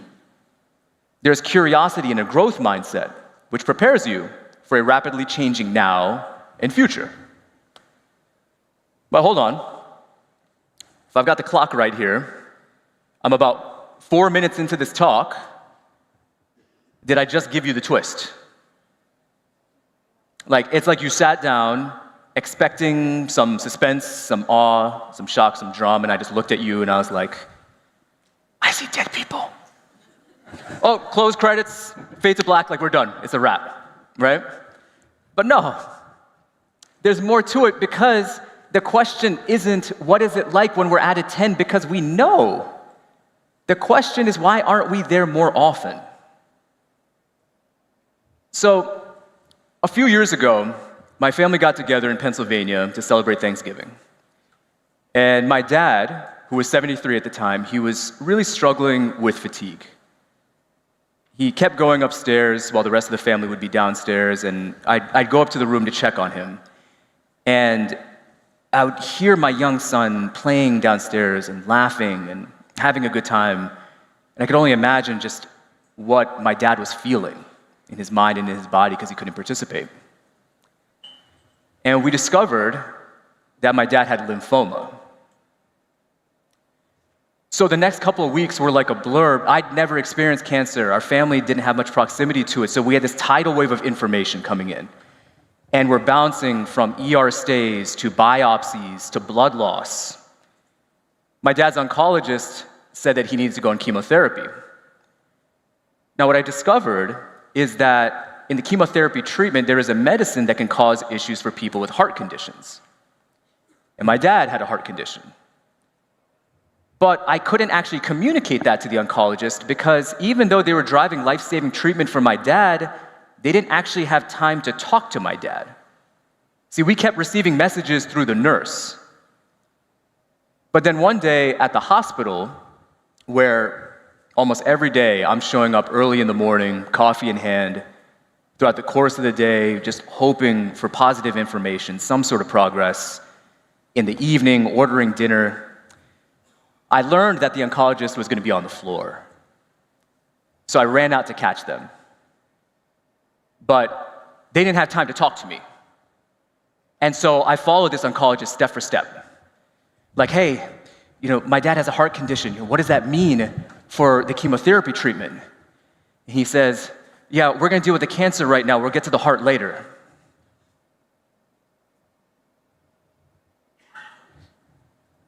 Doesn't work that way.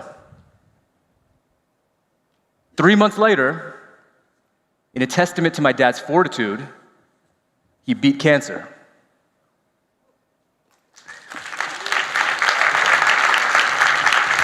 Thank you. 1 week after that, my dad passed away from a heart attack.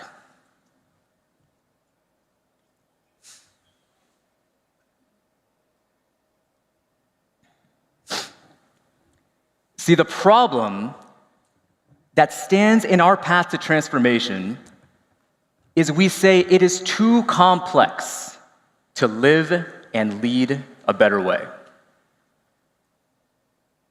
It's too complex to have well-being and performance.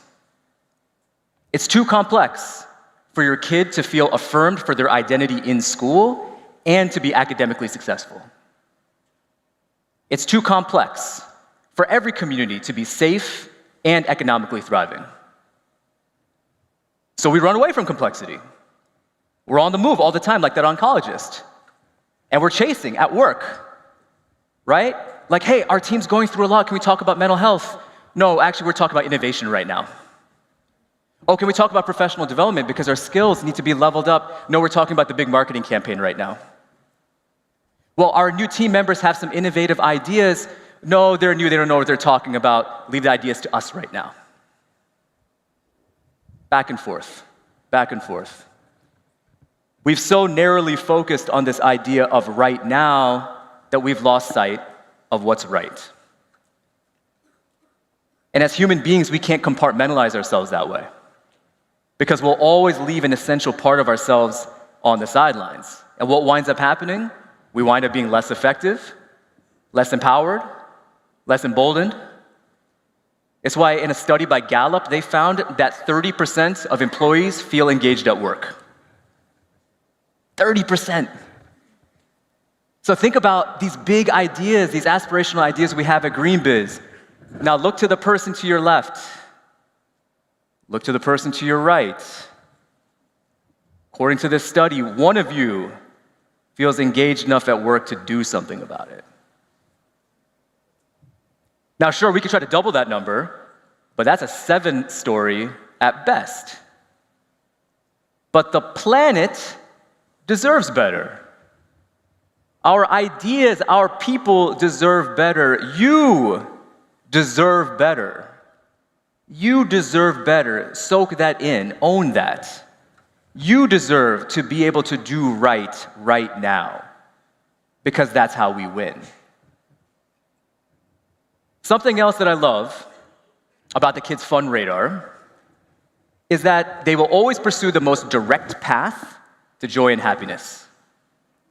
Adults, we get distracted, right? We make excuses. What about this? What about that? But kids, they detect their goal, boop, boop, boop, boop, the radar, they're getting right to it. And we can learn from that. We have to take that direct path through complexity in order to be able to transform and thrive. And there are 3 ways for us to do that. Number 1, let's remix the blueprint. So think about all the times when you've experienced some company, some brand, and they say, we are the new X. And then you go and experience them. And it's like, all right, they still lose your bags. Their food still doesn't taste good. Their service is still poor. So they're still kind of like the same crappy X from before. Well, and see, that happens when we're not congruent. We have to be able to remix our blueprints, the way that we hire, the way that we communicate, the way that we measure, right? The way that we strategize. These blueprints need to be congruous with the more harmonious blueprint, the ones that'll unlock our path to a 10. Number 2, we've got to sip the champagne. See, I used to be like the Kobe Bryant guy at work, the guy who'd be like, what's there to laugh about? They're like, job's not done. Job's not done. Just serious. Job's not done. Why are we smiling? Right? Because why would you smile until you had the championship in hand? But if you want to reinforce change on our path to transformation, you have to celebrate it. So when you're seeing that change happen, as you're implementing those new blueprints, like sip that drink of choice. Soak it in. Soak it in when you're seeing that improvement in your people, your team, your ideas. And then last but not least, we need to Godzilla up. We need to Godzilla up, because we can't be the trees that made noise in the forest but nobody heard it. Because there are countless people out there who are waiting to hear our stories. Because our stories can give them the courage to get in the game. It could be absolutely transformative for a member of your team or one of your customers to hop in the arena with us. And Godzilla, like, is Godzilla ever quiet? Godzilla ever timid? No, Godzilla's at a 10 all the time. Yeah, this is who I am, deal with it. See, those are the stories that are worth being told. Not the incremental ones. The transformative ones. And I can't wait to hear the stories that are shared at GreenBiz next time around. Because I know that instead of just running back and forth, chasing, being on our heels, that we're gonna be grounded, glowing, Godzilla-like. You know, not just like in our B-boy stance, like in our Godzilla stance, right?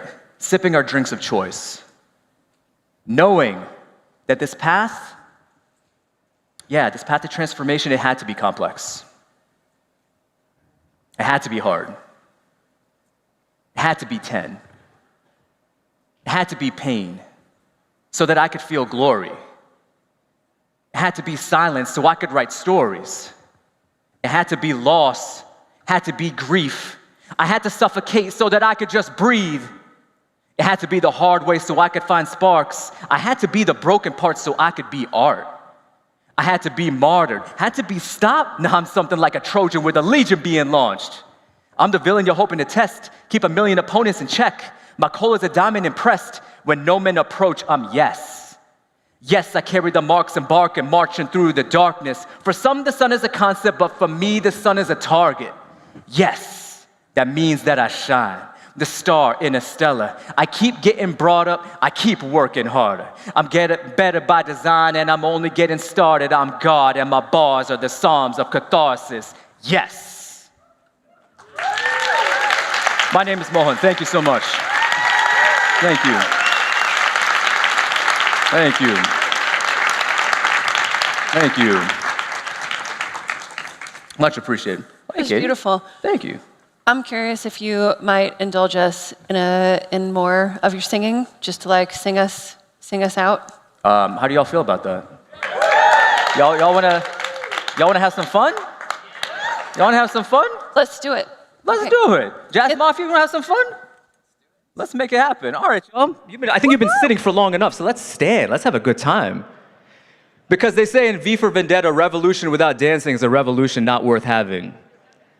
So let's get live, y'all. All right, let's rock. Yes, stretch it out, stretch it out. Yeah, move those legs out, get loose. Get loose, GreenBiz, get loose.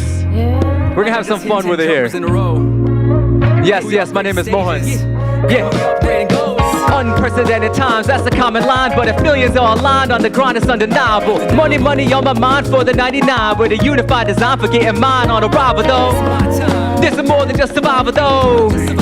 It's a live revival, oh. Redefine the sight of fighters going viral, yo. I rock the march with the sauce certifiable. In a tight about facing off of rivals. We the freshest, hitting waves that go entitled. We found a light bulb left behind the upper floor. Now we lit in love more, it's how we break the cycle. Know what we about. Imagine stepping out with your crisp kicks on. Take a quick flick pause. In any given day we make it trends and shape laws. We the generation, everyone is a boss. Speak true to it, true to it. I've got the power. More roses, more tulips, I burn my flowers. All day, all night, we book these hours. Power to the people, yeah, no shook ones. Yo, it's true, we made a breakthrough.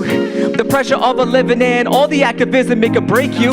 But we can break rules, not only for the system, but even my condition, it could break you. My vision is we multiply, no division, no prisoners, only looking fly, no stripes, no position. It's how they shake you. We rise against vampires, push a stake through. This a love letter to the legends above us. We thank you in numbers. You got us out of the gutters, crushed linens of butter, we'll call it shots and discussions.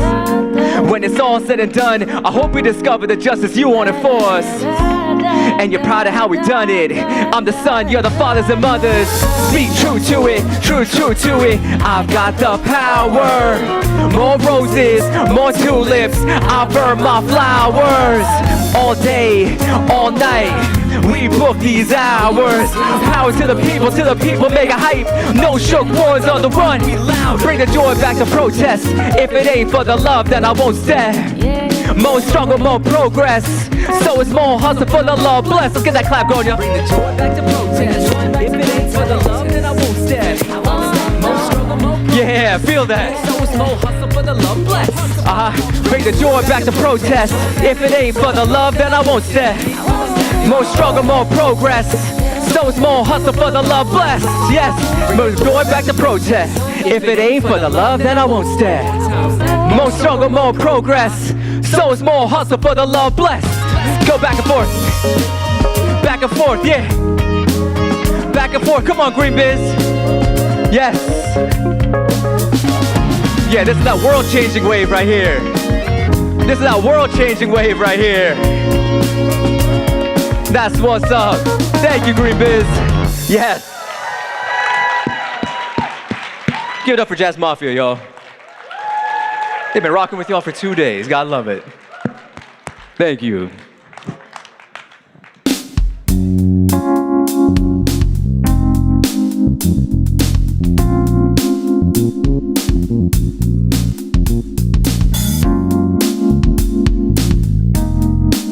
See our former fearless leader, Dylan Siegler, back on the stage, and Tom Chi, who I understand you spent some time with side stage. I love the way that Tom Chi's mind works.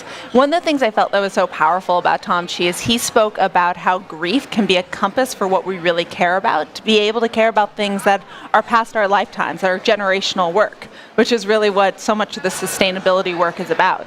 And I definitely recognize this is a time when people are feeling a lot of grief, and there's a feeling of things being lost, and that can be like jiu-jitsu'd into something that's powerful and gives purpose and meanings and helps direct this work we do, like for our generation and beyond. Nice. And it also requires being vulnerable and courageous, which we saw through Vulnerageous. This work is not just about collecting data and tracking data. It also requires some of these emotions that I've seen covered on the stage in a way that is hard to lean into, but we've been encouraged to over these 2 days. Yeah. I look forward to more stew with you later on with whatever slide deck karaoke We're doing slide deck karaoke again. But Yeah. yeah, the Vulnerageous was just so, like, dovetailed so nicely with what Tom Chi was saying of just like setting it up and knocking it out of the park. There was a standing ovation. That's Yeah. incredible. We also got to see Dylan do karate on stage, so or some form of martial There's art. always that. Yeah. So unfortunately, that was the end of the keynotes. They were Yeah. so good. There's still a day and a half of programming here at Right. GreenBiz 25, and also some live stream interviews that are coming up. That's right. Yep. We will be joined by some guests you haven't seen yet and some who you just saw on the stage, and we're very excited to jump into conversation here in just a minute. Thanks again for joining us. Stick around. As 2025 marks a big year for CSRD, our software solution helps you stay compliant while uncovering risks, issues, and opportunities for sustainable success. Our AI-powered platform transforms complex data into clear, actionable insights. We help you understand your impact, address key issues, and uncover opportunities. With access to our experts and a welcoming community of sustainability leaders, you're never alone in making a difference. We are the future. Hear us. It's our tomorrow you're building today. When you create technology, put us at its heart. Act now for nature, the planet, and for us. Be confident. Do not allow the future to shape you. Shape it, and shape it for the better. If not for yourselves, for us.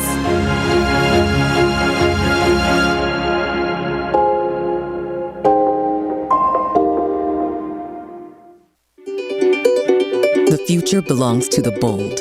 Bold leaders, making business more sustainable and resilient now to drive transformation, create long-term value, and deliver a competitive edge. KPMG can help as a dedicated partner along the journey, bringing insights and expertise to help you embed sustainability throughout your enterprise and uncover new opportunities. Now is the time for bold solutions. Take action with KPMG. Talk with us today.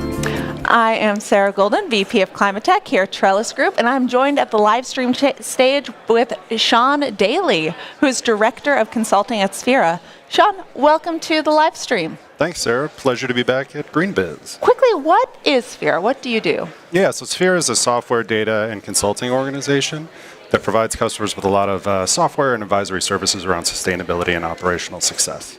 And I know sustainability is just increasingly a focus of organizations with stakeholder demands and also reporting, regulatory reporting, as well as voluntary reporting. And so I'm curious of what like an integrated approach could look like when organizations are looking at the Scope 3.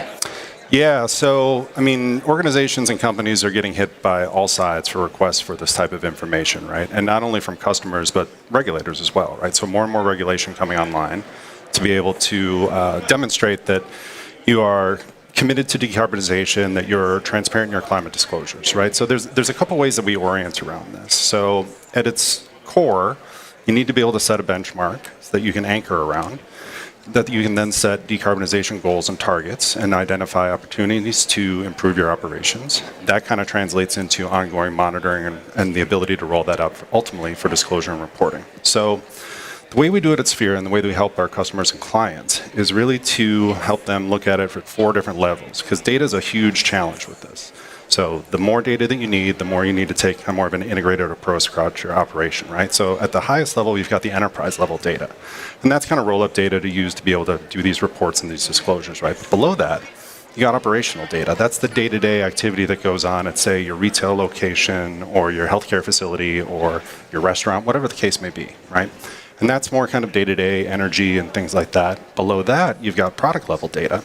And that's really interesting because things like product carbon footprinting and LCA can impact and inform your Scope 3 inventory, both upstream and downstream, understanding the impacts of those products, their use phase, et cetera. And then finally, you've got the supply chain level, which is casting a wide net out and requires a lot of engagement on a lot of different types of data to collect. It's a challenge, right? So then what we do is we're able to bring some solutions to bear to help facilitate that and get people engaged. And that's both internally and externally. So in an internal perspective, and we talked about all these different layers, right? So it's no longer something that just one department can do. Just the small sustainability team cannot be successful without engagement across their own organization. That translates out into the value chain as well. So it's a big tent operation these days, and it takes a lot of effort. So we bring our corporate sustainability software to bear to be able to collect that at the highest level, at the operational level, our environmental accounting, at the product level, our LCA software and expertise, and then at the supply chain level, engagement tools around supply chain sustainability. All aided and embedded by our sustainability consulting, which helps provide the strategy there. And I love that multi-level approach. There's so much confusion around Scope 3 that really includes everything. And so having the ability to break it down like that seems incredibly valuable. I'm curious how you're thinking that companies should be approaching Scope 3 reporting and regulations. And I'm thinking specifically around CSRD and also the California climate disclosure laws that are coming down the pike. Yeah, so I think if there's one thing that I can stress, start now, get started, don't wait.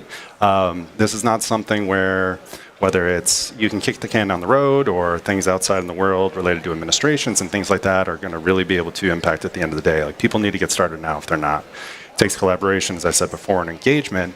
But really the idea is start getting prepared and start thinking through the people that you need to engage within your organization to get the ownership over data and be able to kind of bring that all together. If you need advice, seek it now. We're on the clock. It's 2026 is when the first round of some of these disclosures come online. So if you're not already kind of 2 steps down the road, 3 steps down the road, seek out advice to be able to kind of catch up. Yeah, and of course this isn't an exercise in accounting, it is an exercise in reducing emissions, and we only have about 30 seconds left. But at a high level, where should companies be starting to actually be reducing emissions associated with Scope 3? Yeah, I think in a lot of ways it's kind of supply chain and products, right? So it's the products that you're making and buying, right? So leveraging tools like LCA and LCA data to be able to kind of understand the impact and make design for environment decisions, engaging suppliers to ensure that you're capturing the various data points that you need to kind of comply with these regulations, and really kind of influencing and creating partnerships to be able to kind of pull on the same rope together, these mutually beneficial relationships where you're helping them decarbonize, they're helping you decarbonize, and because at the end of the day we all need to remind ourselves that this is a mutual kind of environment that we're in to be able to decarbonize and make a better impact. Well, Sean Daly, thank you so much for joining me here today at the GreenBiz Livestream. Thanks, Sarah. 30% of the energy consumed by commercial and industrial buildings is completely wasted. Billions and billions of dollars per year. Reducing carbon footprints is a critical issue for these companies to address when climate change is more of a reality now than ever. But these companies lack the financial resources, human capital, and the data to identify these opportunities and implement them in scale across their real estate footprint. That's where Redaptive comes in. Redaptive is an energy-as-a-service provider where we fund, install, and monitor the performance of energy-saving technologies within commercial and industrial real estate portfolios.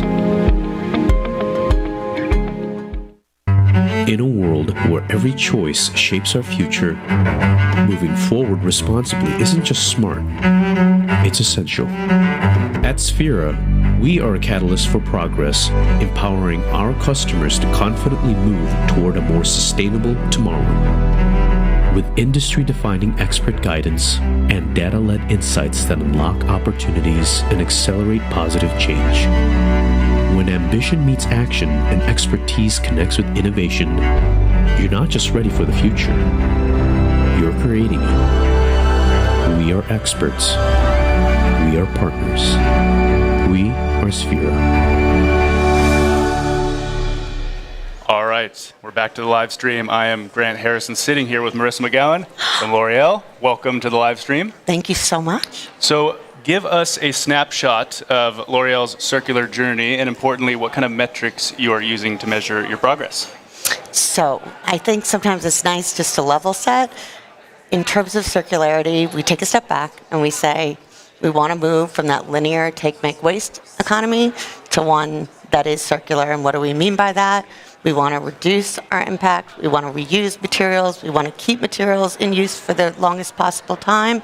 And we want to make sure that end of life is a successful closed loop. So what are we doing around that? We have simple plastic commitments, less plastic, no plastic, better plastic, meaning PCR.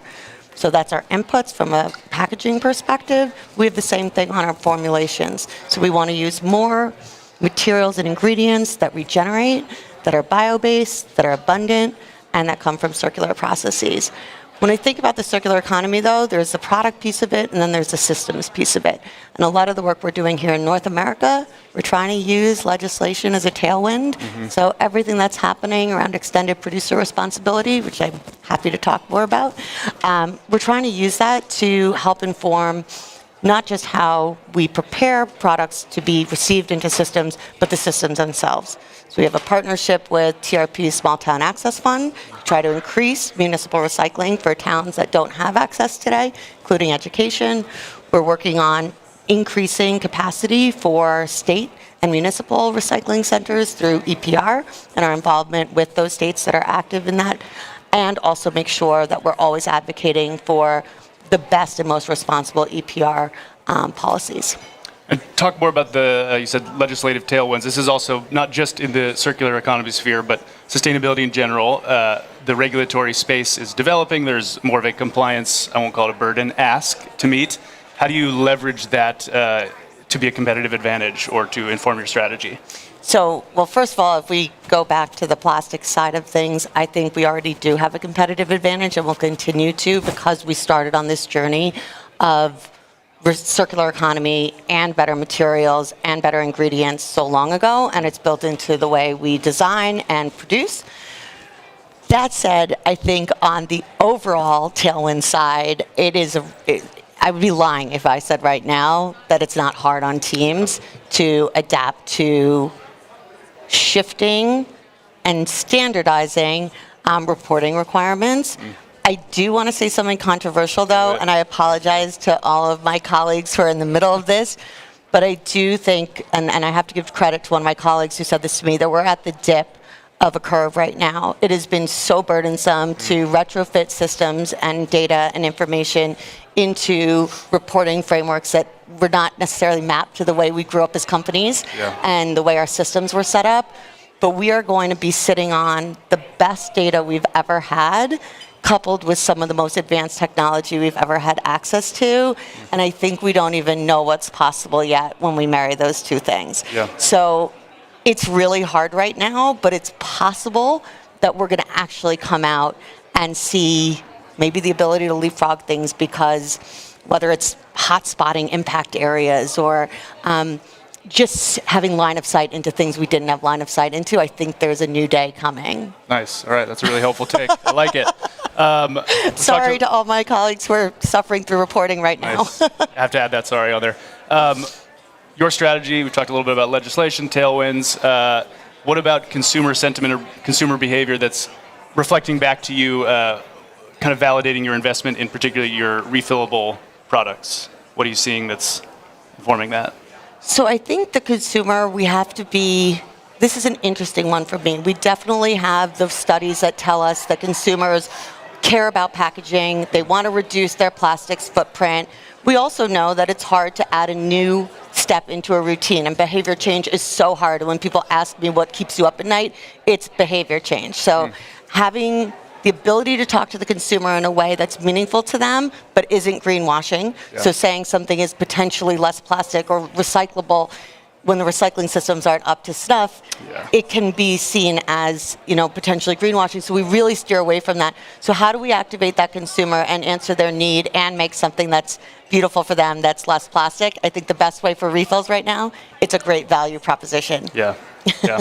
I love Meaning literally a value proposition. Yes. Yeah. I love it. Well, Marissa, thank you for taking a couple of minutes out of your busy GreenBiz 25 schedule to talk with the live stream. You've just heard from Marissa McGowan from L'Oreal. Thank you again. Thank you. Nothing inspires like nature. It intrigues us, motivates us, and is our most precious ingredient.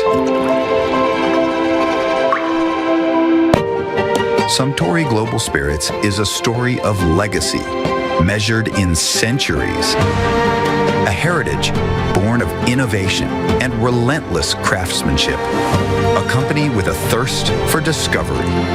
Our past and our future are shaped by an unwavering pursuit of quality. Our spirits made from the purest water and the finest grains. We are guided by our commitment to protect our natural resources. The brands we build, the experiences we create, are anchored in our values to pursue bold ambitions and have a positive impact on the world around us. Because it is the environment and community we build around us that defines our success. We are Suntory Global Spirits, inspiring the brilliance of life. Welcome to the GreenBiz 25 live stream. My name's Sarah Golden. I am VP of Climate Tech here at Trellis Group, and I'm delighted to be joined by Alfonso David, who's President and CEO of the Global Black Economic Forum. Alfonso, welcome. Thank you. Thank you so much for having me. So to start out, can you tell me, what does the Global Black Economic Forum do? Sure. So we are, by our very name, a global enterprise, and we focus on economic opportunity. Really, we're looking at how we break down the paradigms that have existed for such a long time that unfortunately still create obstacles for marginalized communities. So we're looking at countries in Africa, countries in South America, countries in Asia, and certainly communities here in the United States. We look at the future of work, the future of wealth, the future of democracy, and the future of health, right? We know all of these disparities that unfortunately disproportionately impact marginalized groups, but the key is, what is the solution? What does the future look like? And so we do summits and conferences, we have a leadership development company, and we also do policy and litigation. We are at a moment right now where a lot of DEI, a lot of diversity, equity, and inclusion initiatives are under attack. There's a very interesting political climate going on at this moment. And I'm curious what you think business leaders should know about this moment in DEI. Well, I think we have to go back to the basics. Business leaders who have committed to diversity, equity, and inclusion understand that it benefits the bottom line, that it leads to greater innovation. What we're seeing in the public discourse is disconnected from that. And for business leaders, we have to go back to the basics, right? Diversity, equity, and inclusion came to the fore as a result of civil rights laws, where businesses needed to comply with those statutes and those regulations. And when they did that, they realized that there was a business imperative, that there was a benefit to the bottom line. And we have to go back to that. We know that diverse businesses outperform their competitors by more than 36%. We know that diverse businesses actually innovate at a rate of 70% more than their competitors. So those are real numbers that affect the bottom line. I understand that this issue has now become politicized, but if you're a business leader, we need to focus on the bottom line. How do you recommend organizations navigating the moment to be able to continue to enjoy all the benefits that having diverse voices and perspectives have on a team? Look, I think without assigning ideology to the topic, a business leader is focused on profit. A business leader is focused on growth. A business leader is focused on the company of the future. Jamie Dimon said it very clearly when he talked about JP Morgan's commitment to diversity. You can call it whatever you like. At the end of the day, though, he's focused on the results. He's focused on the revenues. And I think for any business leader who's talking about diversity, talking about equity, and talking about inclusion, we have to talk about it through the lens of the business case. Can you give me some examples or an example of an organization embracing diversity and how that's helped either their product or the way that they talk with their customers? Sure. So we saw very recently that Costco decided to reject a shareholder resolution that would have actually required them to do away with their diversity programs. Now, what we've seen as a result is many people going in to purchase Costco memberships, people who are supporting Costco, because what we've also seen is that consumers at a rate of more than 3.5% support businesses that adopt and embrace diversity. So this is only emblematic of what we're seeing in the marketplace, what we're seeing with our consumer bases, and companies should pay attention. Costco is a perfect example of what we're seeing. The opposite, of course, is Target, right? That made a decision that is being heavily criticized and is and people are, as a result, boycotting Target because of their decision. So I think we have to pay attention to the numbers, pay attention to what consumers want, what consumers are focused on, and what it means for the bottom line for businesses. Yeah, absolutely. So as we're moving forward, I recognize that a lot of organizations are talking about this, using slightly different language around this. What do you think about that moment, and is there other language that people should be using? Look, I think there's been a debate about DEI versus diversity, equity, and inclusion. I think it's very important that we talk about it through the lens of diversity, equity, and inclusion. Why? Because we're forced to then define those terms. DEI has been weaponized where people don't even know what it means, right? So companies can call it whatever they want. I'm focused on, are you doing the work? Are you integrating your workspaces? Are you making sure that women are in all departments, that racial minorities are in all departments, that we're actually addressing systemic inequities? Well, Alfonso, David, thank you for your work, and thank you for joining me today at Livestream Hub. Thank you for having me. Intelligent Spaces Group is reimagining the built environment and everything it's capable of. We're designing a future where technology-enhanced spaces empower people to achieve more than we ever thought possible, everywhere we live, work, and play. The new paradigm for intelligent spaces that sense, think, and act is here.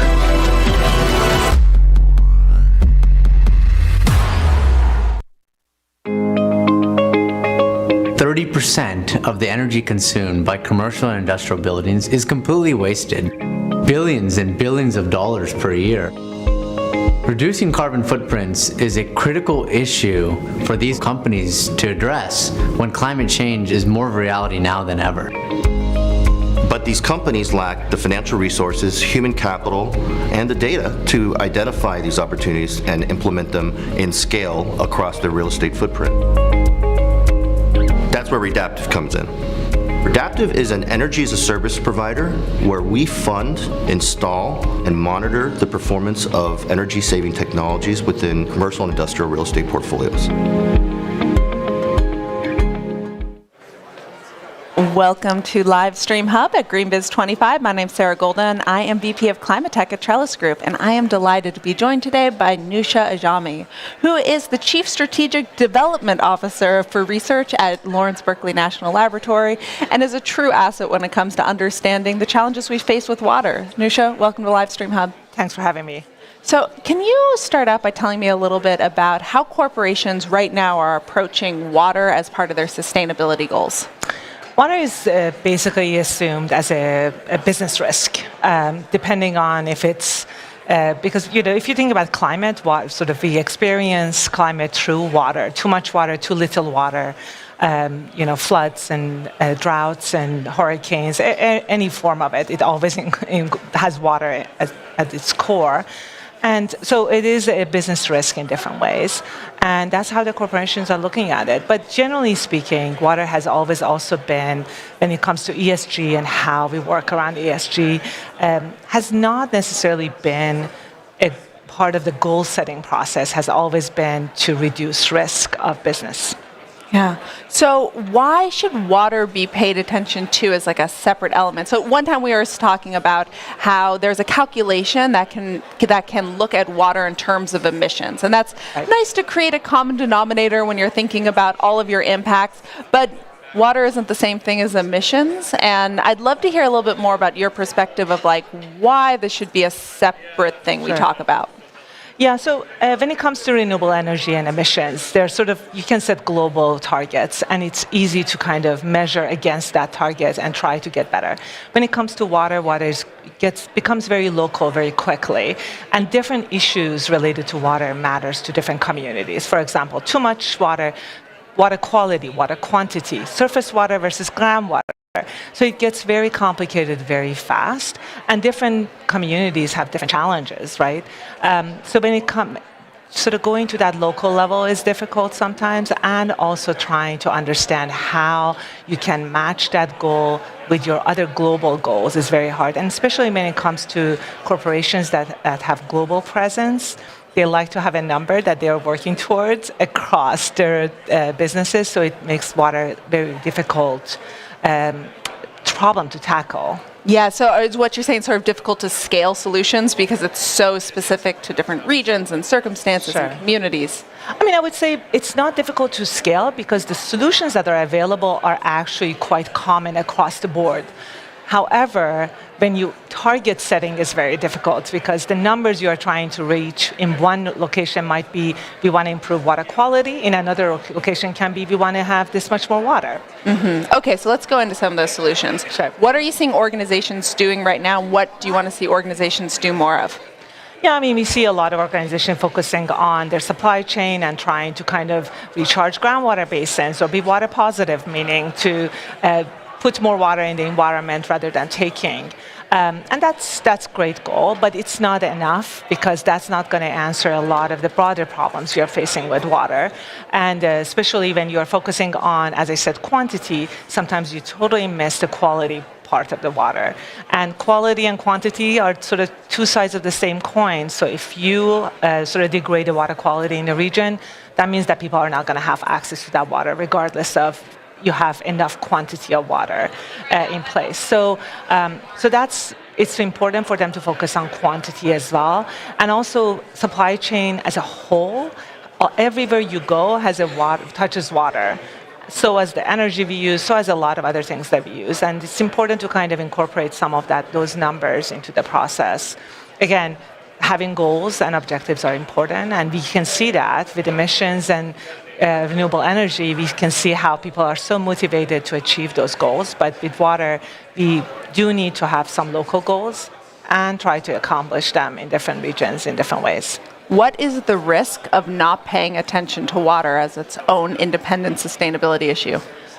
Actually quite significant because, in some cases can be community, you can lose trust with community. So a lot of these corporations are operating in different communities, and if you lose trust, then people don't want you in that space, right? So that's one part. But also it can impact your operation in different ways. For example, if you're not paying attention to the risk that it's associated with the quality degradation, if the regulation's coming and you are blindsided, then you have to go back and revamp your own business in different ways. So it can be different ways that we have to look at water, and again, complicated but important, very important. Well, Nusha, thank you so much for joining me today at the Livestream Hub. Thanks for having me. With evolving regulations, businesses need to focus on ESG now. They need to track ESG data today so they're ready to report tomorrow. Meet Net Zero Cloud. Let's automate ESG reporting with trusted AI. Let's use real insight to save costs and mitigate risks. Let's empower employees to spend less time finding data and more time finding solutions. Let's lead with trust to create a better future for everyone. As 2025 marks a big year for CSRD, our software solution helps you stay compliant while uncovering risks, issues, and opportunities for sustainable success. Our AI-powered platform transforms complex data into clear, actionable insights. We help you understand your impact, address key issues, and uncover opportunities. With access to our experts and a welcoming community of sustainability leaders, you're never alone in making a difference. We are the future. Hear us. It's our tomorrow you're building today. When you create technology, put us at its heart. Act now for nature, the planet, and for us. Be confident. Do not allow the future to shape you. Shape it, and shape it for the better. If not for yourselves, for us.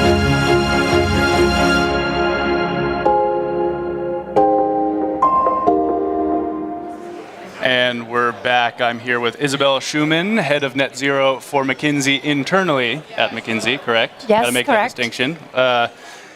Which has set a significant net zero commitment. Tell us a little bit about that commitment, key targets you're tracking to get there, and how that journey is going. Yes, happy to.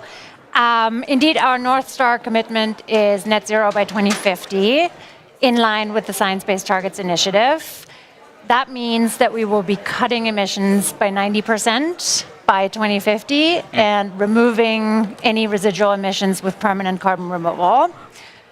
I think important for me is that 2050 is a long way out. And to reach that target, we are dependent on certain technologies to scale and mature, and we need to invest today. And so I'm most proud of the things that we're doing today. We're doing it on the cutting emissions side through near-term targets with the SBTi. We have a 2025 target that we're currently overachieving. We're in the process of setting a 2030 target. And on the removal side, we have been compensating for our emissions since 2018. We're going to transition to 100% removals by 2030. And what I'm personally most excited about is that we introduced a carbon fee in 2023. Okay. And that has enabled us to enter long-term offtake agreements with carbon removal technology players and nature players, which in turn helps them get financing because they have some kind of revenue certainty. Tell us a little. I've heard more about internal carbon fees at this GreenBiz than I have any other past conference. Tell us a little bit about how that went about being implemented, how that's changing business decision making towards net zero. Let us in on that. Yes, definitely. So for us, we launched it January 2023. It's been in place for about 2 years. It's $50 a ton, and it's going to escalate through 2030 and beyond based on what we expect the price of carbon to be. And the way we do it is we are about 3/4 of our footprint is air travel, about 90% is travel, including hotels and ground transportation. And so we actually charge the carbon fee at point of sale. So when I called travel and I was like, hey, I need a flight from Denver to Phoenix, that flight is tied to certain emissions, and I get charged a separate line item for the carbon fee as I book my travel. I think in terms of behavior change effect it has, I think it certainly has increased transparency and awareness of our commitments. For us, we acknowledge that travel is part of our business. We will never not travel, and that is okay, but we need to be able to address those emissions, and the carbon fee has enabled us to put a price on it and to then go out to the market and procure sustainable aviation fuels and just decarbonize air travel and continue to travel, but in a more sustainable way. And how, you said a 70% footprint was 75% air travel, 75%. yeah. So, and you just brought up SAF, Sustainable Aviation Fuel. Talk more about how you are looking at moving that market forward and what McKinsey's investment in that looks like. Yeah, no, it's been an exciting couple years. We made our first purchases in 2023, and in 2024, we procured 100,000 tons abated through sustainable aviation fuel. Nice. And obviously, you know, if you look at global air travel emissions across everyone flying, that is a drop in the bucket. Yeah. But I actually really love this anecdote. Apparently, Americans throw away cash worth $70 million every year. What? And so I'm a big believer in small steps matter, right? Yeah. And I think to achieve our bold aspirations, we just need to take small and steady steps. And that is where the carbon fee has really come in to give us that clarity on budget between now and 2030 and beyond, and be able to sign these agreements for long-term offtake and enable, you know, the market to scale, because it's still tiny, right? But I truly believe we can get there, and I'm glad that we can play a role today. Well, thank you for shining a light on McKinsey's net zero strategy and implanting that statistic of Americans throwing away cash. That's going to be a hard one to forget. You've just heard from Isabel Schumann from McKinsey. Thank you for joining us as our final host or interviewee here in the live stream. And thank you all for joining. Enjoy the rest of your GreenBiz experience. Thank you. Well. Thanks for having me. Thanks, Isabel. The future belongs to the bold. Bold leaders, making business more sustainable and resilient now to drive transformation, create long-term value, and deliver a competitive edge. KPMG can help as a dedicated partner along the journey, bringing insights and expertise to help you embed sustainability throughout your enterprise and uncover new opportunities. Now is the time for bold solutions. Take action with KPMG. Talk with us today.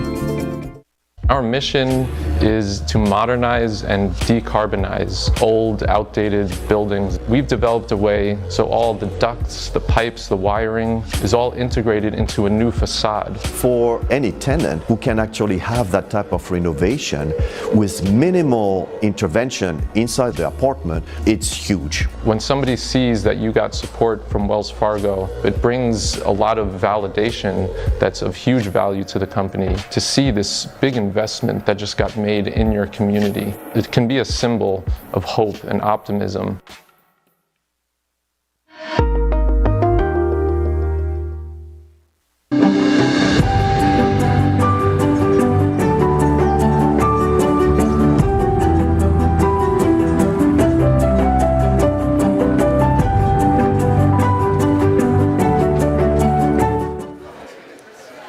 Welcome back to the Livestream Hub here at GreenBiz 25, and with that was the end of our interviews. We're getting to the end of our live stream. That's it, and I was just getting excited, but yep, that's all we got. Yeah, and it's always, it's such a mixed thing when we reach the end of this, because it's so much work to put these things together, and our team is so incredible, and then we get to see it come to life, and then it's like, oh, and it all goes by so fast. I know.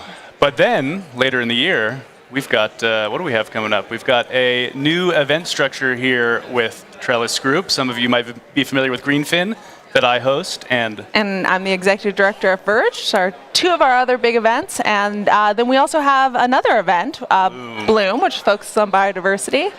And we're bringing them all together. For the first time. In San Jose in October. Yeah, I am incredibly excited about this. These have been these three events that are looking at these different aspects of what it really takes to drive impact for organizations. We have Verge that's really focusing on climate and how we're deploying different climate solutions. And we have Greenfin focusing on markets, on capital markets, and how we actually fund the transition. And then we have Bloom of thinking of this ecosystems approach and what we actually need in order to keep the planet livable. And then we're going to bring that together and people that have all access passes are able to access content from across these different sectors. We've had a chance to talk to some of them these last 2 days and kind of workshop the idea, and the feedback has been overwhelmingly positive, and we are so excited to meet the need. Yeah, and at its core, I mean, the idea behind Verge was having a multi-sectoral approach to being able to address the climate crisis. And here we are recognizing that the way we need to think about this is bigger than just climate alone, and more of like the whole ecosystems and nature and biodiversity. And then, of course, none of that can happen without having money to fund the transition. So, yeah. Well, we've got time until then, and for now, we've got an after party with arcade games. We've got more sessions. We've got slide deck karaoke. A lot to look forward to here at GreenBiz. Yeah, we have a full day left of sessions here, and in this like beautiful resort that's just such a delight to be at. Absolutely. Right. Thank you all for joining us. See you again on the live stream another time. Till next time, I'm Sarah Golden. And I'm Grant Harrison.